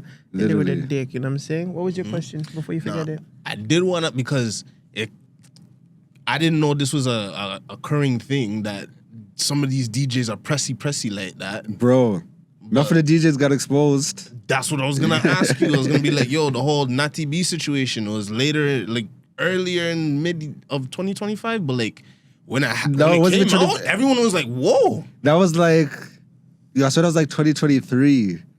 Nah, but suddenly I mean, But like, the last story I heard. no, that's the thing. Like, but more stories would just keep coming. But like, I remember the hot issue was like 2023, and then, but he's been ghost ever since then, bro. No, I was gonna say like, which is like interesting. Like, I feel like that's a bad thing. But why would that be bad? Like, if this guy has fucking that type of stink on his name, why would you want him to be out here like that? Not like, out here what? like that, but like at least What? Say what? Clear your name. Or like say something, maybe apologize and be like, this is not the how my name should be. You know what I'm saying? I was out of, something. Yeah, and I'm not even gonna lie. Like when that whole thing happened, I was actually so disappointed because I rocked with Natty B heavy, he was doing so good. And like enough of this city is so bad mind and shit. So like a lot of these DJs, even after I got the clout and shit, like they wouldn't rock with me, like they wouldn't want to like work with me and shit. And Natty B, he would always be down to collab. If I'm doing an event, he'd be down to be in my event. If he's doing an event, he would link me. So like we did have a pretty good working relationship, you know what I mean? So that when it first came out, I was giving him the benefit of the doubt and shit. And then like women I know would like tell me certain things, like, and then like other people would tell me certain, so I'm just like, fuck, like I have to dissociate with this guy still. Well, I guess he dissociated himself still, because like this nigga's not out here. Yeah, but, I haven't seen him in like. But I think he has his career and shit. Like he's good. Like I don't think like. You think so? Yeah, I think, he has his career. Yeah. Like those who know, like those who were following him knows that like he was going to school and shit the whole time for like an actual career. So I think he's like establishing his thing now. So I don't think he's broke or anything. Like. Okay. He's just like, okay, fuck, I just can't be a DJ regular anymore, thing, I guess. Yeah. So, I guess my question before we move on to the next topic, based on everything that you've heard, all the stories that you heard, you believe your sources? And you don't have to answer the question. You have that option too. No, I know. Okay, so you're asking me based off what I know and who based I've on the information you know, based on all the allegations that are placed on him, based on your sources, because that's the most important. Because you can hear a story from Junie about him, you don't know Junie from shit, but he's talking about somebody you know, and you could be like, nah, I don't believe it. But there could be a trusted source that you know his information is like 99% accurate. It's like, oh fuck. Okay, the stuff that my sources told me, I believe them 100%. Oh. There's been sources. Okay. Like, yo. Oh my God. Okay, there's a story. I'm just like. Do you want to do this? It's up to you, man. This is your world. I'm just living in it, dog. I'm just here asking the questions. You're giving us this is what I'm saying. Friday is really misrepresenting your style. Still, your brand. Like, hey, I'm just saying. Go ahead, do your thing, man. No, like Friday, like he only knows like even sometimes I tell stories and Friday's like, yo, like, this, you know what I mean? Like, I had I'm like, yo, bro, you're still getting to know me, but my life is crazy. But okay. So I'm DJing this for like, I DJ a lot of proms and stuff, whatever, right? Because I'm on TikTok, like a lot of the students, they request me to be their DJs. So like one time I DJ for the school, and then like after I'm done, like, I'm talking to like the student representative that hired me or whatever, right? Mm-hmm. She's like, oh, thank you so much. You did such a great job. Like you did way better than a DJ last year. I'm like, oh shit, like what? Like who was the DJ last year? She's like, oh, you probably know him too. His name was Natty B. I'm like, oh, like I know Natty B. He's supposed to be a good DJ. Like, yeah. What do you mean he didn't do a good job? She's like, she said like after the prom was done, he was trying to like holler at the shotties and shit. Mm-hmm. But this is you said a high school prom. And Vaz are in it, like, but this like he's so pretty. He's like maybe he's like 20 or like 19. So like in high school, I think like you could be 18. So there could be a situation in which there was a girl that he tried to holler at, who maybe. But all I know is that I was in university and I was 17, nigga. Like in university, because I have a late birthday. Yeah, same. I have a late ass birthday. So I don't know which bitch has some early ass birthday in high school. You know what I mean? But bro, when do proms usually happen? It's like high school proms. Yeah, like May. So it's like, yeah. So it is possible. Early in the year though. No, you're right. It is early in the year. It's free and finna. But it's grade 12 though. There are some grade 12s that are 18. Selective. So I'm just, I'm trying to give him the benefit, but when I heard that story, I'm like, Yeah, that was But how old is he though? At the time, I think he was like maybe 20 or 21. So technically 3 years off. See, that's the thing, It could have right? been acceptable. No, it's fam. If we look later on in life, and you're 30, and your shorty is That's 27, different, Yeah, that's what I'm saying. you know what I'm saying? Like, I think when we look at age, and we have to look at the gap more so than the time frame. Like, you could be 20 and talk to a 17-year-old. You know what I'm saying? It's 3 years apart. Next year she's 18, you're 21. I feel like that is obviously I won't do it, but if someone wants to do it.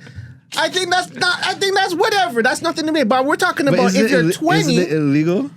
If you're 20, 16 is age and consent here. Like you can actually pick up and leave a man, go with a man and be with a man at 16 years old. Here in Canada. Without parental. Without parental, yes.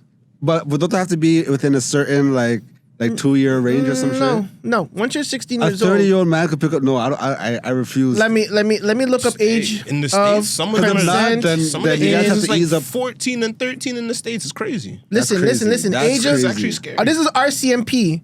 The legal age of consent in Canada is 16. Persons under 16 can have consensual sex with someone close in age. They said under, all right? These exceptions only apply if the older person is not in a position of authority or trust and there is no exploitation or dependency. Individuals under 18 cannot consent to sex where the other consenting party is in a position of trust or dependency, or there is an activity exploitation like pornography and sex. So technically, if you were in a work field at 16 years old and your coworker is 23 years old, not a supervisor, just a coworker, you guys are on the same level, and you want to have sex with that person, that's legal. Okay, what about if, because it says position of like power. So a boss can't fuck with a young teen. okay, like let's say you're the DJ at this girl's prom, which is a position of power because you are authority. You are kind of making the music, making the party move. You're part of the faculty. You know what I mean? Like, yes, you are. You were hired to be a part of the faculty. You know, so like, because when I was in Jamaica, I was DJing for hedonism. You know hedonism? Good for you, man. That's dope. I'm young. It's one of the resorts where like half of the resort is like completely like naked, like a lot of sex. It's like nudity type shit. Yeah. In Jamaica? A lot of fucking Montego Bay. See, I just go straight to my granny. Yeah, that's why I don't know. That's why I don't know. I need to go. Never mind. So I'm DJing on the boat, and most of the parties were calm, but we had one party where like it was a freak off basically. You know what I mean? Where like everyone to get on the boat, you had to already be naked and shit. So like they're getting on the boat, everyone's naked and shit. People are coupling up. Man them are joining other couples. Girl them are joining other couples. You know, like they're going crazy. But because I was hired as the faculty, I can't participate in that shit, you know? Correct. I have to have my clothes on and DJ this, and I have to be professional, you know what I mean? So, yeah, I feel like it's the same idea that applies, you know? I think so too. And that's where it gets... Yeah, that's when you have to leave the 16-year-old things alone. In general, I was gonna say, you're not. I'm not fucking no 16-year-old technically. Yeah. Even at 20, 21. No, we're not doing that. It's because they're not even fucking smart enough. Like you're actually super smart. Like regardless, I feel like you're always going to be in a position of authority, even if once you're older. Yeah, you know what I'm saying? It's the maturity. The girl have campaigned against him though, and it worked. Still, it low-key worked. Because if he is 20. Dealing with a 17, you're like, it's gray, you know? It's just best to just leave it alone, bro. It's just best to just leave it alone. Super great area. But I mean, that's Canada for you, right? Yeah. And if someone knows that the age of consent is 16, they can never be wrong. That is true. You know what I'm saying? They could only be wrong in the eyes of the, I guess, public, but never be wrong in the eyes of the law. Because enough older mans are going for younger women just because, like, they're easier to coerce, they're easier to get off and shit. Yeah. They don't have as much expectations.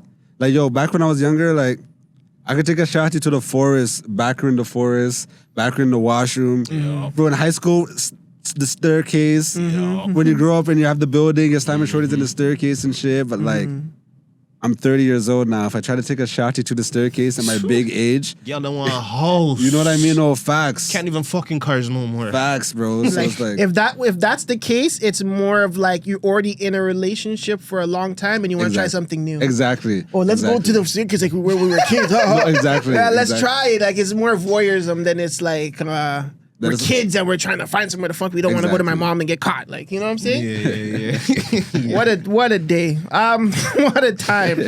What a time. Okay, 2 more things. The lone wolf sports dynamic. So the context here is when the Boston Celtics lose, Boston is sad. When the Toronto Raptors or the Blue Jays lose, an entire country goes into mourning. Canadian teams in American leagues carry the weight of 40 million people while U.S. teams just represent a city or a state. Now, let's be honest. Is the national pressure actually a disadvantage that makes it harder for Canadian teams to win championships? Or is it that just a convenient excuse we use when our teams underperform? That's a interesting question still. That is actually. Shout out to Gemini. Shit. I would say... I would think it makes it kind of dope for, you know what I mean, to have like the whole, like I'm doing this for my country, you know what I mean? It's not just for the city, you know what I mean? Like, so, and I know like with hockey we have much more representation throughout the provinces and stuff, but when it comes to basketball, I know that like the rappers must be feeling the pressure for sure, you know what I mean? Like every year it's like, fuck, it's only on us, you know? It's not like they have the Grizzlies out here anymore. Yeah. You know, like if the Raptors aren't doing well, then the country is not doing well type shit. Yeah. Rough. Yeah. Nah, I agree with that one because it's like having literally the whole country backing you up just to win a couple of games. Like sports is nothing important really to our lives, but it's our entertainment that we all feed off of for emotional, I guess, reasons or whatever. Like just something that we all connect with. Like when it comes to sports, so it's like if a whole country is connecting compared to just a state, Yeah. it's a bigger difference. So do you feel that's a disadvantage then? No, I feel like it's an advantage because It's an advantage. for Okay. one team. Okay. Like there's people in the States that live in Boston, but they'll root for Miami. No, that's true. You know what I'm saying? That's Like true. we'll have the same thing over here. There's niggas out here in Canada that their team is like the Heat, but because we only have one team, you gotta come out and support.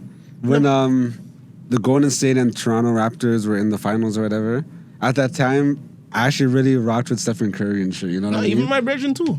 So I'm like, yo, whatever happens, I'm gonna be happy. Obviously, I wanted the Raptors to win, but I'm like, yo, whatever happens, because like to see Golden State do like the 4 in the row or like 3 in the row or like whatever they're trying to like whatever record they're trying to break at that point, I'm like, yo, I'm happy either way type shit. You know what I mean? Yeah. But so I feel like you think it's a disadvantage. Yeah, well, imagine now for the Jays, they're the last team to go to a finals of anything right at this moment, right? They're at the World Series now. The Toronto Blue Jays, there is no other Canadian major league team in right now that's in that situation where they not only represent Toronto Blue Jays, it's more like Canada Blue Jays because they have to represent, and in some cases, Vancouver, which some people in Vancouver might root for Seattle, right? But you're representing Montreal. There's no Montreal Expos, right? You're representing Newfoundland, who's fucking came to a Toronto Blue Jays game in the 80s and they fell in love with the team and forever they're up with them. You know what I'm saying? So imagine you have to the fans all over Canada that just loves that Canadian team, they represent all of us. You know what I'm saying? So going into those finals, going into that World Series, it's like, holy fuck, we have to win or the whole country's on us. There's no way in hell that you land and be like, yo, you go to fucking Manitoba and you land and be like, yo, you're that motherfucker that fucked up the World Series, ain't you? They know. That's Canada. But if you're in the States and you go to another state, they'll be like, whatever.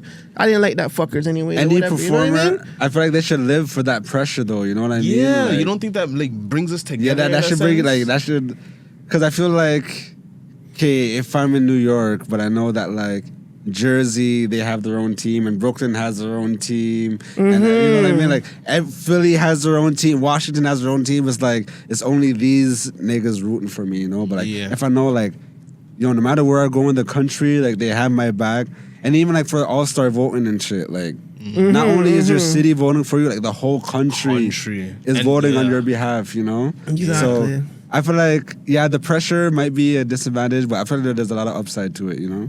I mean, there could be. There could be. Two more things. The expat exchange. So this is about living abroad. We all have stereotypes about our neighbors. Americans think Canadians live in igloos and say sorry constantly. And Canadians think Americans are loud and intense. But when you actually pack your bags and move across the border, the reality hits different. What is the single biggest lie you were told about the U.S. that you only realized was false after you actually spent time living there? I would say the rudeness, because I did a couple tours in the U.S. We were talking about it before. Yeah. And so like we went to like Washington, New York, Chicago, Boston, Philly. I think I said New York already. And Charlotte. Yeah. In Charlotte. Ooh. Okay, I want to say this is a misconception, but one thing that like caught me by surprise is like how different each state is. Like every time I went to like a different city, the culture was completely different. Like Charlotte was more like kind of southern hospitality type shit, where like it's a little more quiet. But when you go to an establishment, they're super nice, like they're super like homey type shit, you know? And then when I would go to like New York, it's like the opposite, you know what I mean? Where like there's no hospitality, everyone's rushing, like no one gives a fuck about you, blah, blah, blah. Fast. And then like, when I went to Philly, driving through like, we're in the tour bus and then we ended up driving to one of the projects or whatever, right? Yo, seeing how them niggas was living, like literally like boards up on the windows and shit, like wood, like no doors, but niggas is so like living like this, bro. I'm seeing people coming out of their cribs and shit. Project living in the States is different, bro. So like I would say like it was a culture shock in the sense of like, yeah, I feel like Toronto is just like a diet version of like what New York has going on. You know what I mean? Because fuck, bro, it was crazy. And then even Times Square, like done that square after maybe 1 a.m. Quiet down. Yeah, it's Times that, Square bro. don't stop. That shit does not stop, my nigga. Like, bro, it's crazy. So, yeah, that's what I was kind of taken aback when I went to the States. Wow. What about you, Junie? You been to the States? I've been in the States a few times, but when I was younger. Oh, like you never went there when you're older? Nah, not yet. I'm still waiting. I'm still waiting for a proper trip. That's a different experience when you're older still. I never been to the States either. I wish. I don't know. We'd probably be in a different situation if we're in Which part of the States would you go? I'd go to Atlanta. Oh, for real, Yeah. Because they had all the producers in Atlanta. It'd be a great... Black I'd either Central go to... too.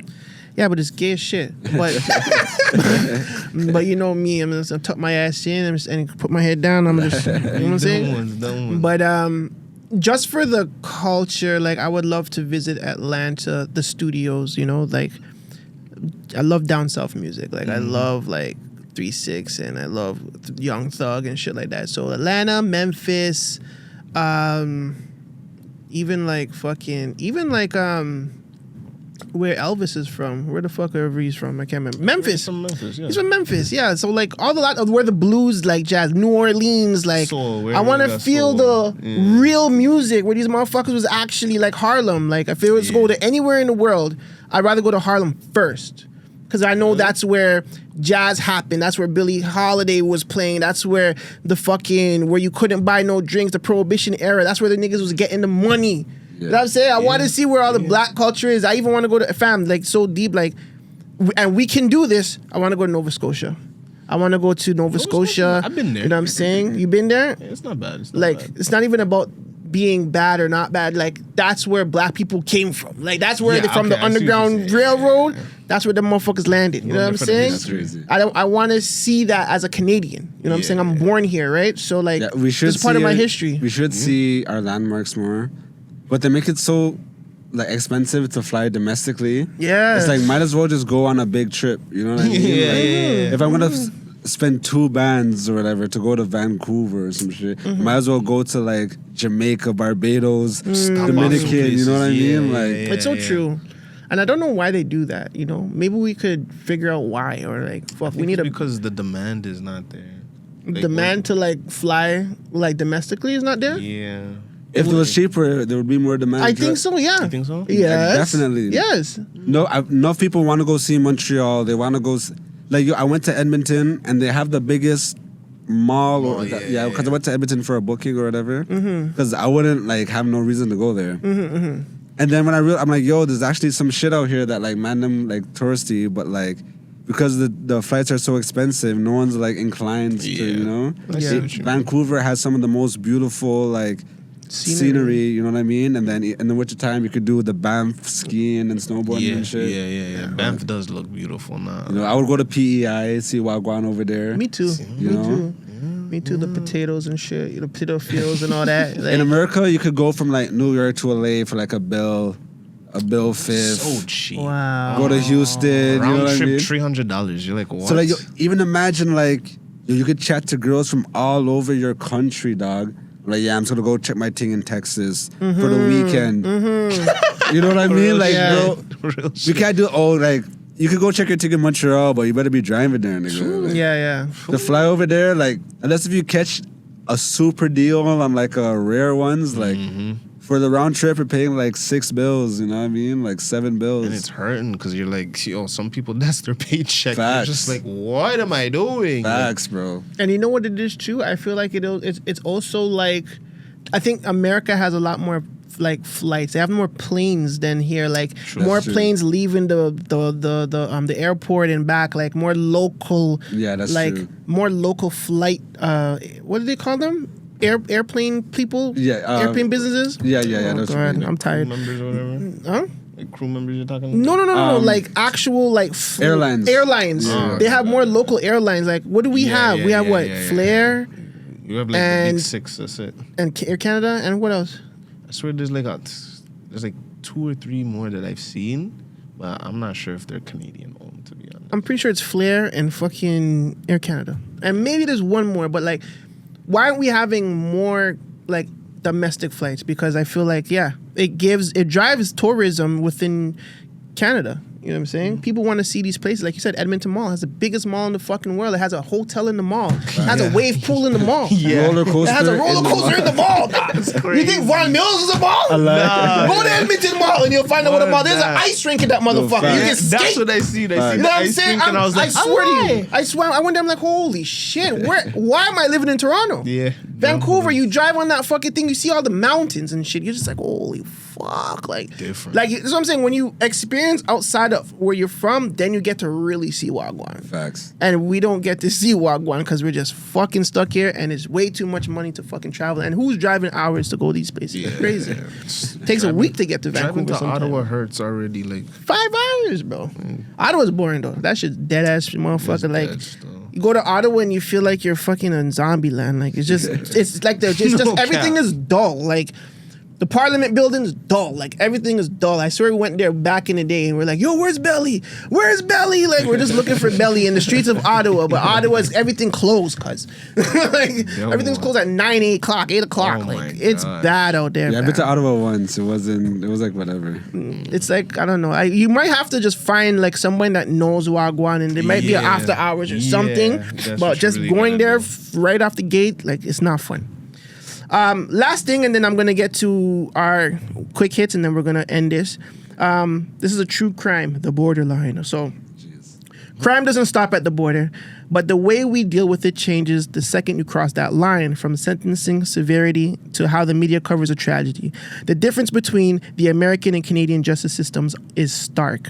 Now, if you were wrongfully accused of a crime and had to fight for your freedom, would you rather be in a Canadian courtroom or in an American courtroom, and why? Canadian courtroom all day. What the fuck? Oh, yeah? Actually, hold on. Let me think of this. Because that one's kind of sticky. It depends what you really did, to be honest. You're wrongfully accused. It doesn't even matter what you did. You say it was an M. You know what I'm saying? You killed your O.J. Simpson. If it's a serious charge, I'd rather be in the American courtroom. If it's a little charge, I'd rather be in the Canadian.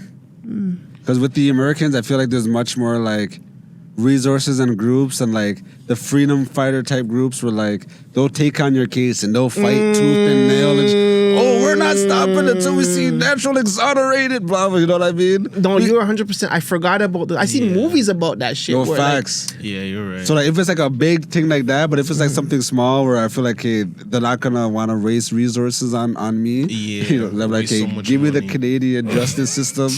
Just in case this goes left. Yeah. I don't get railroaded about this. He said just in case, for real. You're not like, yeah. I like that one.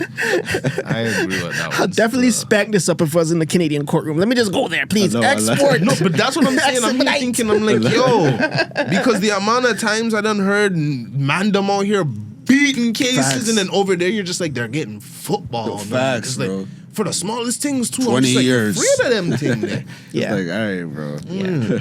I think I can. Yeah, I'm still picking Canadian court. Still picking Canadian if you had the chance. Yeah, I feel like Natural's right. I feel like if it's a big case, it's gonna be documented on TV. They're gonna talk about me in the news. Some sort of person that's gonna want airtime, because you know how America loves fucking airtime, and there's just inna. They're gonna come see me and be like, "So did you do it?" I'm like, "No, I didn't, miss. Obviously, I'm wrongfully accused." Okay, well, I got a strategy, and they're gonna pull the strategy. They're gonna think this. So there was a case back in 1996, and this, that, and the third, and they were able to beat it by this loophole, and they're just gonna sell me the case. I'm like, okay, bitch, do your thing. Like, I feel like it would be a lot more because there's so many coverage, and remember when you're in the public face like that. The people them and the court people fighting you for the case, they don't want to lose. Yeah. They don't want to look like losers, and they don't want to look wrong. So they might even just let it go just for the fuck of it sometimes. You know what I'm saying? So then with that, what do you guys think of the whole Tory situation right now? See, this is where Tory went wrong. I already know where he went. I know what you're gonna say. Yeah, I'm so sorry.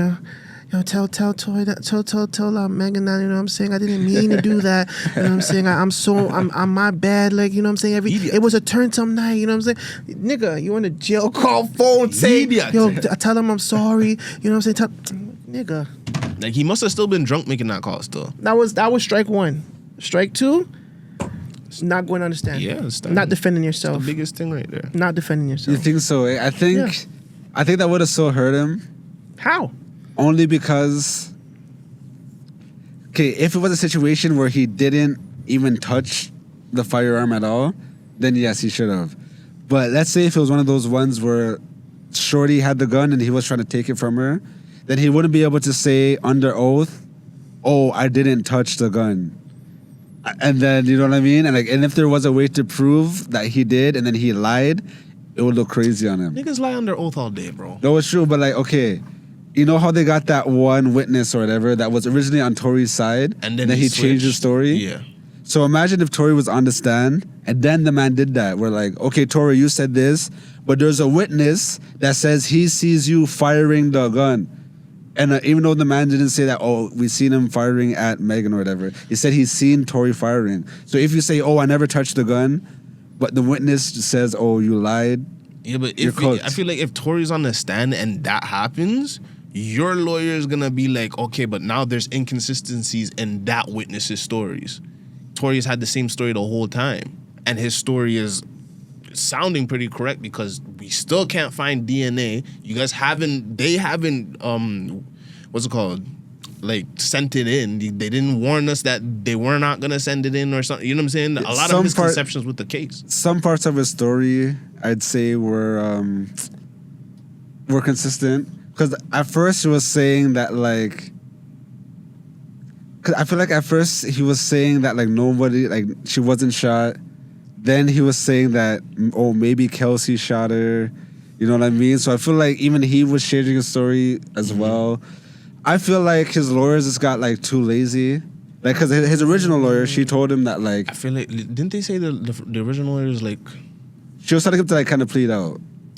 You know what I mean? Because she's like, yo, the amount of evidence that's stacked to get is going to be very hard. So he fired her, and I feel like he chose lawyers that were just like yes men type shit, where it's like, oh, don't worry, bro, we're going to make sure you beat this. So he was like, had this false confidence. You know what I mean? So even like the bodyguard who was supposed to take the stand, The judge is like, okay, he could take the stand, but we're gonna have to come back after Christmas. Tory and his team is like, oh nah, fuck it, we don't need the testimony. Let's just make your decision now. You know what I mean? So I feel like thing just to get him out. Yeah, so he was too like in his ego. I don't want to say in his ego, but like he was too like narcissistic in his thinking. Like he didn't think that he was gonna lose. That's sad. You know what I mean? And like which is crazy to me. Because like, anything could happen under the eyes of God. like, you're an American. Like you are a Canadian nigga in America. Like they railroad their own citizens. Why do you think they're gonna? You know what I mean? You're like they're not riding for you, bro. That's facts. That's facts. Yo, it is crazy. I feel like even if the guy changes testimony to say he did shoot him, there's still Kelsey, and Kelsey pled the fifth. Now that could have saved him. You know what I'm saying? Because if Kelsey pled the fifth, then they don't know. Really, it's a he say situation. Yeah. Who are you gonna believe? Obviously, they might still believe the American nigga because he's Canadian. You know what I'm saying? Yeah. So it might have still played out in a way where he does time, and I think that's just a sucky situation. He just should have went home. He should have never been in that pool. He should have never tried. That's all it is. Like he was just thinking when his fam. These niggas just think with their dick all the time, bro. Yeah. Yo, like, but, stop it. No, but yo, bro, cut on some slack. Yo, imagine. We're Canadian content creators. Imagine we get to a point where we just fucked Meg Thee Stallion and her best friend. And now we're leading up to Kylie, like. They leave and we're about to fuck Kylie in her prime. Like you're beefing with Travis Scott. That's Travis Scott's baby. Yeah, I forgot about that. You're trying to get that, so you're just like, the bunna man. You just went on the craziest run where like you did your NFT crypto shit. You did the IG lives where you broke. Good. Like yo, in your mind, you're not thinking that anything negative could ever happen in life. Like, you're elated, and you think that God just gave you the best alley-oop in life, nigga. That was the worst, bro. Alley-oop. You're there. You're caressing on Kylie. God. You're caressing on Kylie and shit. All you hear is, "Where are my fucking shoes? I left my shoes." You're like, "Oh fuck! Don't tell me this horse bitch is back." You're like, so you back up off Kylie real quick, and then this fucking bitch comes galloping back in the fucking dog, bro. Tory, we're leaving. What do you mean, Tory, I'm not leaving till you leave. Then this bitch is drunk. Kylie's like, yeah, just go pull up a next time. Like, all right, I'll pull up a next time still.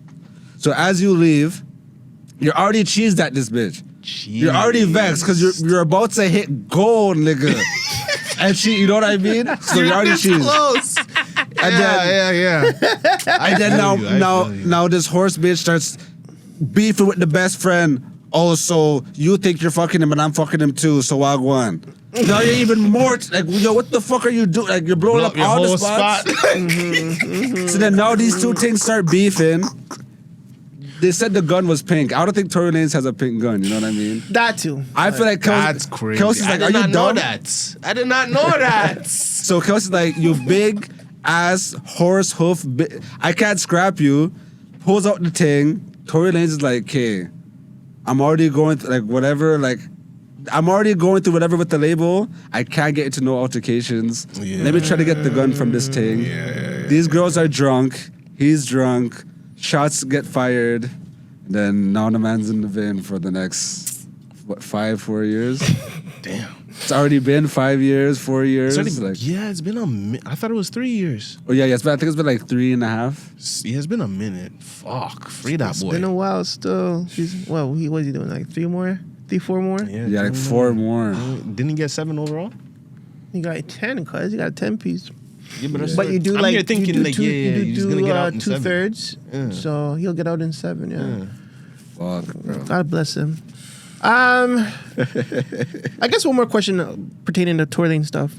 When he comes home, does his music hit the same, or is it going to be totally different, or does he retire, or does he just build on his siblings? Because I mean, his siblings is fucking talented too. Yeah. Like, what is Tory Lanez's mentality when he touches road? And I hope you don't say a First Day Out song. Please don't say that. He's going to. If anyone has to do a First Day Out, it's that day, bro. After 10 years, bro. I don't want to hear it. 10 years.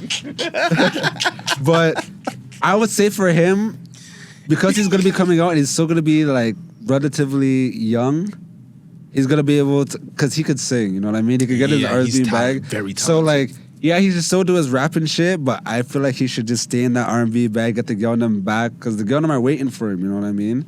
Yeah. And like, if people waited for Max B, and niggas are still bumping his shit, then Tory Lanez is definitely gonna have a super clear runway, bro.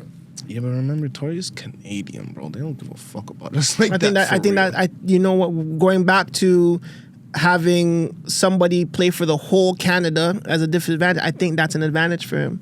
Because he has a whole Canadian market to play with. He can come home and get beer bags if he plays his cards right. And then you don't really need the American market. You can go to Australia, you can go to Japan, you can go to Brazil, South America, you can go to the Caribbean, you can go, fam, he does the yachty shit. Yeah. You can go to fucking West Indies. Like, I feel like the market around, he'll be able to make money. Yeah. And that's why I feel like it's important. Well, it was very pivotal that he started doing the singing shit.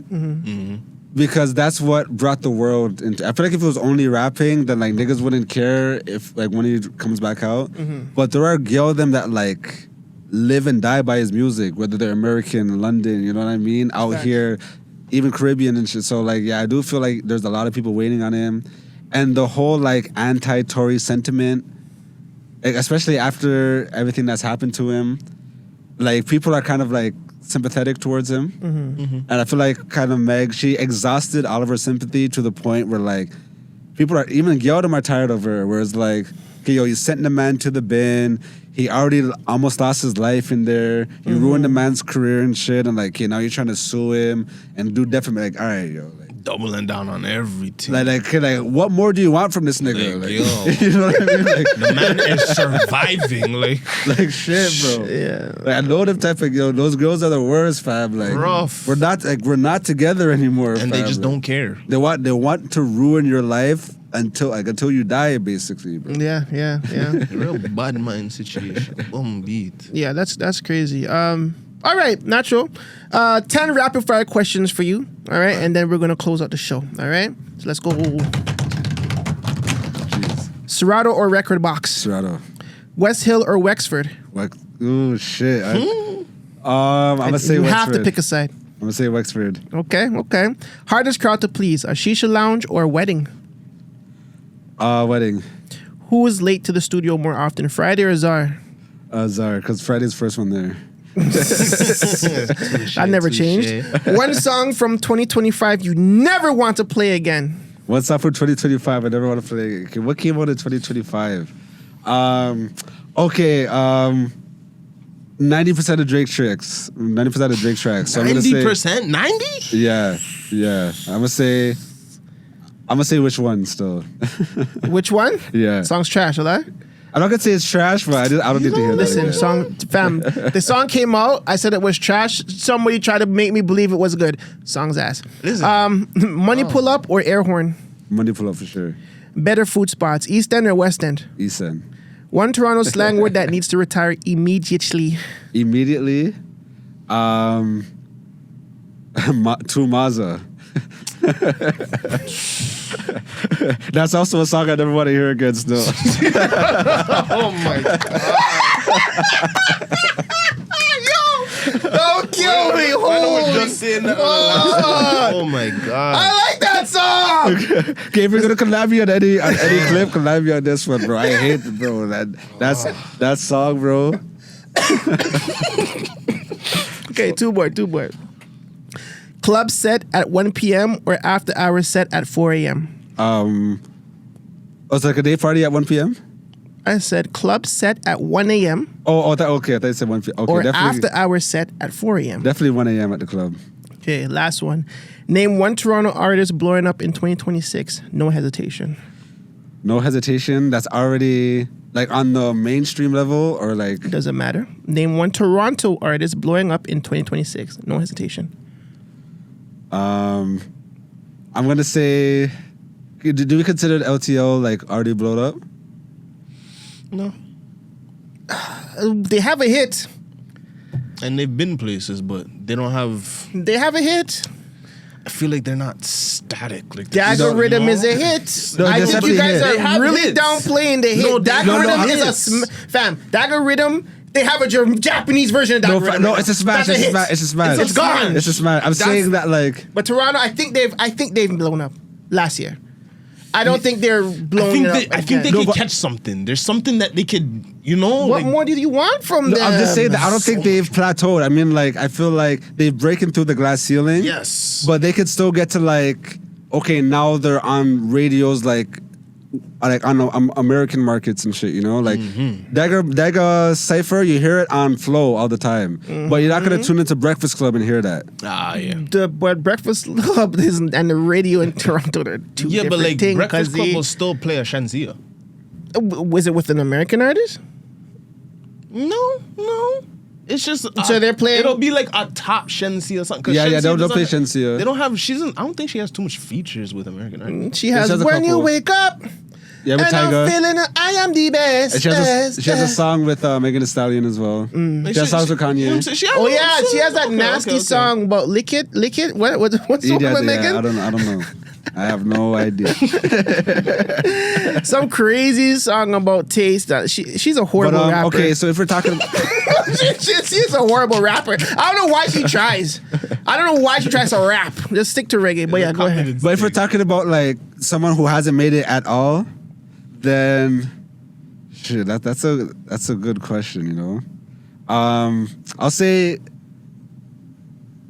Cash. I'll say Cash Music still because he does soca, you know what I mean, and he does music where like he keeps getting like he's right at the glass ceiling, like, he's right there, you know what I mean, but like it just takes that one certified hit to break through, and he's had a lot of like it's like a Toronto hit, you know what I mean, or it's like a niche hit, you know what I mean. So he is promoting this one song called Horning right now, and he's making he's literally in Trinidad for Carnival at this song promoted. So beautiful. I feel like this could be the year. This might be the year where like he breaks through, because that song is like, it seems like it might be able to do it still, So shout out Cash and Miguel, who's also featured on it. Nice. But yeah. That's awesome. It's fucking Natural Wav. Enough respect. Thank you for having me. Shout out GTV. Yo, shout out to you, man. Shout out to fucking. I finally can say that I got to know you a little bit better, and I fuck with you still. I fucked you before on a real level. Good people, but once I heard your story and your background, it's very, I don't know what to say, very inspiring. Very inspiring guy, bro. Like just going out and achieving your dreams no matter what, and knowing when this is not fitting for me, I'm gonna move on. And I feel like that's gonna be your greatest strength, is knowing when my time up is here and I know it. Let me go on and do better things. Yeah, cause quickly I'll just say it's like I did well in school, although like I would always I still get suspended sometimes. Like I fuck around, I'm a nigga, you know what I mean? But I always did well in school. And in math, like probability always intrigued me, because like to me it was kind of like telling the future. You know what I mean? It's like, hey, you're using this formula and like this pattern to kind of predict what's about to happen, and if you do it right, you could low-key predict what happens. So I was always into probability. So I always tried to just like read the board, like kind of like take in what's happening, like even the things that you can't really see, and I feel like people, they only focus on what's directly in front of them rather than trying to like see what's about to happen next. So yeah, I feel like I agree. That is like the greatest strength a creator could have, because the algorithm right now is constantly changing. Oof. You know what I mean? Like the shit that was working for me on TikTok in 2021 is not working for me now, but it's working for me on IG. And in 2021, it was not working for me on IG. You know what I mean? So you always have to be constantly adapting, you know what I mean? So exactly. And those two platforms in its own right, they're different. Like, as much as people think it's the same, one clip doesn't hit on the other clip. Yeah. Like I feel like the TikTok algorithm is more for I want to say, like, they're more for storytelling. Like, you tell a great story on TikTok, you're fucking out of here. But on Instagram, they love more debates. They like more would you rathers. They like more who is the best. Like, that's more of a debate platform. And I feel like people don't recognize the two differences in platforms. And then YouTube's all over the place. YouTube, you never know. Throw everything on there. And you know what's another platform that people are forgetting or they don't utilize is Snapchat Spotlight. Yeah, that's true. Use Snapchat Spotlight when you're putting out your clips, especially when it comes to like news style formats and informative shit. if you ever went on their Spotlight, you see a lot of informative stuff on there. So a lot of the informative things do win on Snapchat Spotlight and the storytelling too on Snapchat Spotlight. So y'all motherfuckers got some gems. Right. Y'all got Natural Wav telling his life story and giving us some really great jokes. It's the Man Dem Show with your boy Vagez. Junie Moonie in the cut.